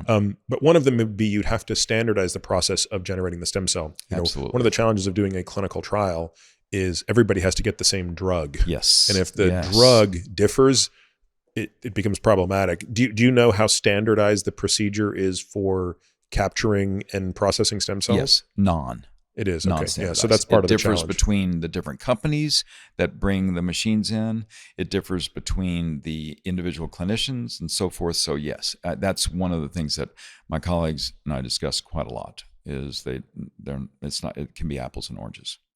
A couple other injuries I want to talk about in the shoulder before we move to the elbow. So the AC separation, when does it require a repair? When does it just get left alone and you're stuck looking with a little bit of deformation? Yeah, that's great. That's a great question because they're so common, the injuries. So let me draw a picture. Okay. So we have here we've removed the glenohumeral joint and we just have the AC joint. This is the clavicle coming across. These are the two stabilizers of the clavicle. One is, that's the coracoid process And these are the coracoclavicular ligaments. And we're just looking at that end on, which is why it looks like a little nub and circle, but of course it runs. Yeah. It's a thumb that sticks out from that yet another weird part of that scapula. It's got to be the weirdest looking bone in the body, right? Yeah. And then secondarily, we have the acromioclavicular joint that we were talking about. And those are the ligaments that are circumferential around the acromioclavicular joint. So if you fall hard off your bike and you sprain your AC joint, we call that a type 1. You sprain your AC joint, you stretch a little bit and injure these ligaments, and maybe even stretch those a tiny bit. But it's non-displaced. But it doesn't look any different on x-ray. And that is a grade 1. Those can hurt, and those can damage the cartilage a little bit, and you can get a grade 1 that persists and being painful, but generally they don't. They go away. I did this recently on some slime out in Dripping Springs, riding a bike out there, and just at low water crossing, just went out like it was on ice, and that's exactly what I had, and it hurt for 6 weeks, and then it was gone. It's completely normal, but it wasn't. Sorry, that diagnosis, by the way, was just pressing right on it. That's how you know it? Well, I know it because by pressing right on it, it hurt like heck, but it didn't blot. It didn't move up and down. And I could lift my shoulder and I could feel it not moving. Okay. So one of the things that are biomechanically interesting, we talk to the residents about when we're teaching, is it's not that the clavicle pulls up, it's that the shoulder falls away. These is the primary suspension. One of the primary suspenders of the shoulder are these two ligamentous structures. I see. So if you tear them, the shoulder kind of falls away. So that's why we treat it by wearing a sling and get that weight of that heavy weight of the arm off. Now, down here, I have a shadow drawn. Here's the clavicle. We have one acromion, which it's sitting up about 30% or so. That's where you've clearly torn the AC ligaments, and you've partially torn, maybe completely torn, but it just didn't distort it too much, where you have a complete tear, but it's only up about 30%. That's a grade 2. And that, though, almost all those can be treated non-operatively. Occasionally, those will, again, like the ones, they can hurt, persist, and you might have to do something later, but they're basically stable. And when you treat it non-operatively, is the treatment that it will return to its position with elevation? Sometimes, but usually not. Usually it stays a little elevated, a little proud, but people don't really care. It's barely asymmetric. Okay. Then you get here where you have it's completely up. Yep. And we measure that by the distance between the coracoid and the clavicle. I've drawn it here to just express that difference there in the height. And that is that coracoclavicular distance. If it's here, if it's up to 30% widening, increase in that space, then that's the grade 2. If it's 100% or more, then that's a grade 3. If it gets up to 100%. Yep. Even those, there was a good study done a long time, probably 20 years ago, for NFL athletes who had sustained these.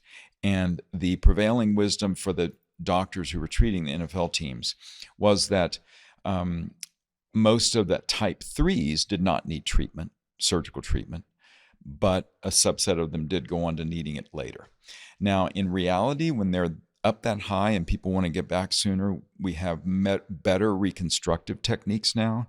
And so you can kind of get back on the bike in, if you're a professional cyclist, if you fix them, you can get back on the bike in 3 or 4 weeks, sort of thing. So it's there's a gray zone, but the type 3s are that transition. Now, if they are the 4 is more than 100% gap. Yes, and then sometimes it could be trapped behind the scapula and all sorts of other things. But the 3s are the sweet spot. The vast majority of the operative ones are in the 3 category. And I saw a guy the other day, and I kind of presented both options to him. He's a athlete. He's a weightlifter, but he was I think late 40s. And I just gave him the options. I said, look, one of the things you might consider, and this applies to a lot of what I do, is I said, look, yeah, we can fix this. We can fix it tomorrow or next week. But you could also wait and see how you feel in 3 or 4 weeks. I can do the same repair in 3 or 4 weeks. Yeah, you don't lose anything. You don't lose anything by waiting in that realm. Now you do if you wait 3 months or 6 months, because you don't have the same biology going on. And he ended up not wanting it because he felt great. And so, how far out was he from the injury? He was 4 weeks when he started. And the pain was already gone. Almost already gone. He saw the trajectory being so good that he decided that he wanted to wait. And the only issue that he's going to struggle with now is the asymmetry aesthetically. The asymmetry, and yes, it won't have a functional impairment. Generally not, except if you're doing certain types, like if you're heavy flies, heavy bench, even people who rest, do the. I don't do squatted, but heavy. But a high back squat. Yeah, high back squat, and those could. I presume that could irritate them and be problematic. So there are subsets. And so the repair here is done how? Yeah. So this is where I differ from some. A lot of people just get in and get out quickly, and they will. Let me draw it here. So if you have it fairly fresh and you have good ligamentous tissue in here, then we do what's called a dog bone, which is basically 2 titanium grommets. And this is heavy polyester suture. We drill through everything, drill through the clavicle, drill through the coracoid, and then pass, it's just kind of using some little tricks, pass the suture up through, pull everything down, have your assistant pull it down, and you tie that over, and it is rock solid. And they really do well. Interesting. So in other words, you don't do it by going back to the acromion process. Right. Yeah. Right. Yeah. You line up the anatomy, ligaments to be in continuity again, and then they can heal. And is that a biodegradable polymer? No. So that'll stay forever. Yeah. And and it's super strong. And so you can really, you don't let somebody go in a week, but you can, depending on what their sport is, you can let them get back at maybe 3 or 4 weeks, certainly 6 weeks. 6 weeks, this thing is pretty strong where you can do most things. Before we leave the clavicle, I only ask about this because I just had a patient that went through it. When the clavicle and the mediastinum separate, I assume that's not as common. No, it is not. It's way less common, but it can be very problematic. I'm going to draw a great picture, I think, for that. Because while you're drawing that, I'll explain the situation. This was a patient who, I'm trying to remember what caused the injury. I wonder if it was a high fall. It might have even been off a horse or something. It's possible. But what surprised me was the patient who was in New York basically called that morning to say, look, I just saw 2 surgeons at HSS and they said I need to have surgery right away. And I guess it's interesting, right? There are some things in orthopedic surgery that are a need for an emergent case, and this turned out to be one. It's possible, yes. Yeah. This is a lordotic view, basically, of the manubrium sternum, which is our breastplate there, and we can follow our clavicle across to that, and we can feel the little nubs right there at the base. We can feel those sternoclavicular joints. My shirt down so you can see that's good. Nubs. Yeah, exactly. So you can see it's even worse than the shoulder. It's a very shallow joint. So if you take a hard blow laterally, hockey players get slammed up against the glass. It's a more common injury in that. The football players, the quarterbacks that get tackled by these 300-pounders and their shoulders are wedged together like that. And it just so happens that that's what the injury, not to this extent, but the injury that Quinn Ewers, the quarterback for UT, suffered, was knocked out in the Alabama game. He's now back, so he obviously didn't have this full dislocation. But that's what can happen. In weird circumstances, and that's what you were talking about, the mechanics can be that, and it happens a little more commonly in kids, but it can, if the fall is just right and the mechanics just right, it will open this up, tear everything, and then displace it behind the manubrium. And that's where the major, carotid artery and the jugular vein lives. And that can be a huge life-threatening. Not life. Well, it could be life-threatening for sure. Yeah. So we have to be careful with those. But this one, where it subluxes out the front, those are also a problem. You can see that there's no way it's going to fall back into place there. So either they stay out, they stabilize, and people just don't do that much to irritate them, or they have to be reconstructed. And I've had to go in and reconstruct these, where I take a tendon from the forearm and make a figure of 8 across the front and basically rebuild those ligaments to hold it back in place. And why do you do that as opposed to doing an anchor or something like that? Yeah, it's just stronger. You need some extra collagen there. So what is it about the insult laterally that will determine a separation here versus here? These are two weak points at each end of the clavicle. Much more frequently, you're right. Much more frequently here. Well, much more frequently there, but that's usually a top down. That's usually pitching forward and landing and having it be that way. But what happens more commonly than the SC joint, the sternoclavicular joint, is just a clavicle fracture, which are ubiquitous. Yep. And that just fractures somewhere, over there. Yep. And then we fix them some and we don't fix others. And those heal. But the joint, that weird little joint, is very important. It's not common, but it's not rare. So let's talk briefly about a total shoulder replacement. I think a lot of people are pretty familiar with a total knee replacement and total hip replacement. To me, the hip replacement has been one of the modern marvels of orthopedic surgery in the last 30 years. When I think back to when I was in medical school, that was a brutal procedure. Yes. And today, these patients getting total hip replacements, I mean, they're laughing at everybody else. They do them outpatient. Yeah. I mean, it is an outpatient procedure. Yeah. I still don't, I'll have to save that for another discussion. I don't understand how that procedure is so easy today. Yeah. First off, what is the indication for the total shoulder replacement? And then secondly, let's talk briefly about, what is actually being replaced and what that recovery is like and what limitations exist after the fact. That's great. It is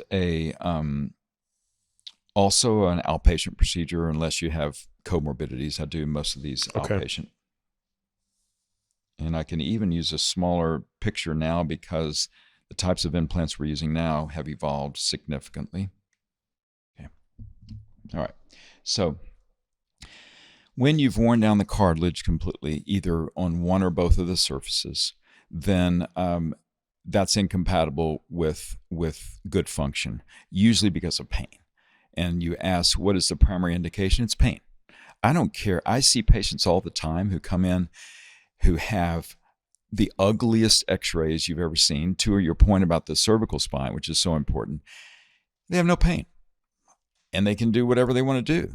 As you know, the scapula, scapulo-thoracic motion can give us a lot of functions, so they're fine. And I just, occasionally they'll say, hey, I'm going on a trip where I want to be able to play golf for 3 weeks or 2 weeks with my, family. Could you give me an injection? Sure. Give them a cortisone shot and they rock on. They get 3 months, 4 months of relief, and then they keep going. So it's only the very active people who need to be able to do certain things, and age is not a factor. My oldest patient, who I did shoulder replacements on quite a long time ago, was she was 97. And she was spry and healthy, walked the streets of Manhattan up and down. She actually still worked at 97. I won't say where because it might give it away. She was the oldest and longest standing employee of a famous place, institution. Yeah. And she, and after I did that, I did them back to back, and I'd see her on the street walking down 57th Street, and she'd say, hey, doc, I'm doing great. And she was 97, 98, 99. I lost track of her at that point. Wow. So, and it totally changed her life because she couldn't use her arms because they were hurting so much. So age is not a factor to your... And just to be clear, was her arthritis the result of likely a labral repair that never, what caused so much degeneration in her? Some people just get it. It's no different than you. Oh, so it's not constant subluxations necessarily that are necessary. Not at all. Okay. These, some people just have, one of my attendings when I was in either med school or residency said, it's like a paint job. You can have a paint job that's a Mercedes, or you can have a paint job that's a Ford Pinto. And I'm not saying anything derogatory to Pintos, but the quality of the paint job what you're born with. Yep. And so that's the main thing. And that's the main source of garden variety osteoarthritis of the shoulder. And then there are the athletes who are separate categories based on what you're wear and tear. Yeah. Okay. So, and the youngest you've ever done this on? The youngest I've ever done a full replacement on was 55. Okay. Yeah. I'm usually will do a workaround. I saw a guy, about 15 years ago who came to me. He had pretty, you could see it visually, but it wasn't terrible. And he said he was been booked for a replacement. I said, look, you're a little young. And he was about 48. And I said, you're too young for me. I think we should at least give something else a shot. I said, what I would probably do, even though the data is not great, it's one of the few things I do that I know, but I tell them at the outset that you have about a 50% chance of getting better. And that's just a scope clean out. We know they have arthritis. They don't have instability. And just try to clean them out and buy them some more time. Kick this can as far down the road as possible. About 15 years later, he came back to me showing me shoulder motion was fine. His x-rays hadn't advanced and he came for something else. Wow. So that was an example of what I, try to do, but you can't always effect that, but that was just an anecdotal and it's worth doing. It's such a minimal operation, right? No recovery. So, and oftentimes if people have bilateral osteoarthritis, they don't need both sides done.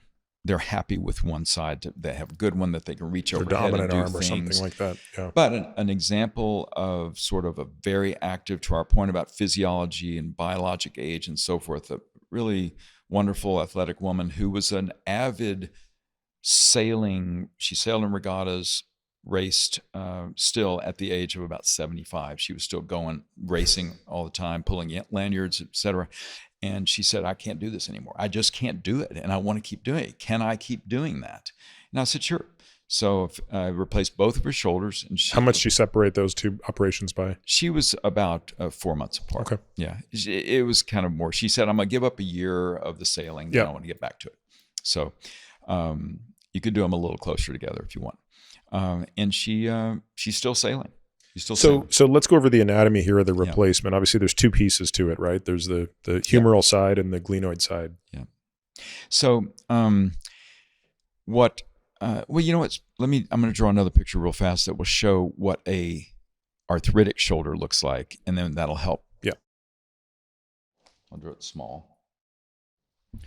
So in the little picture to the left, I've drawn an arthritic shoulder.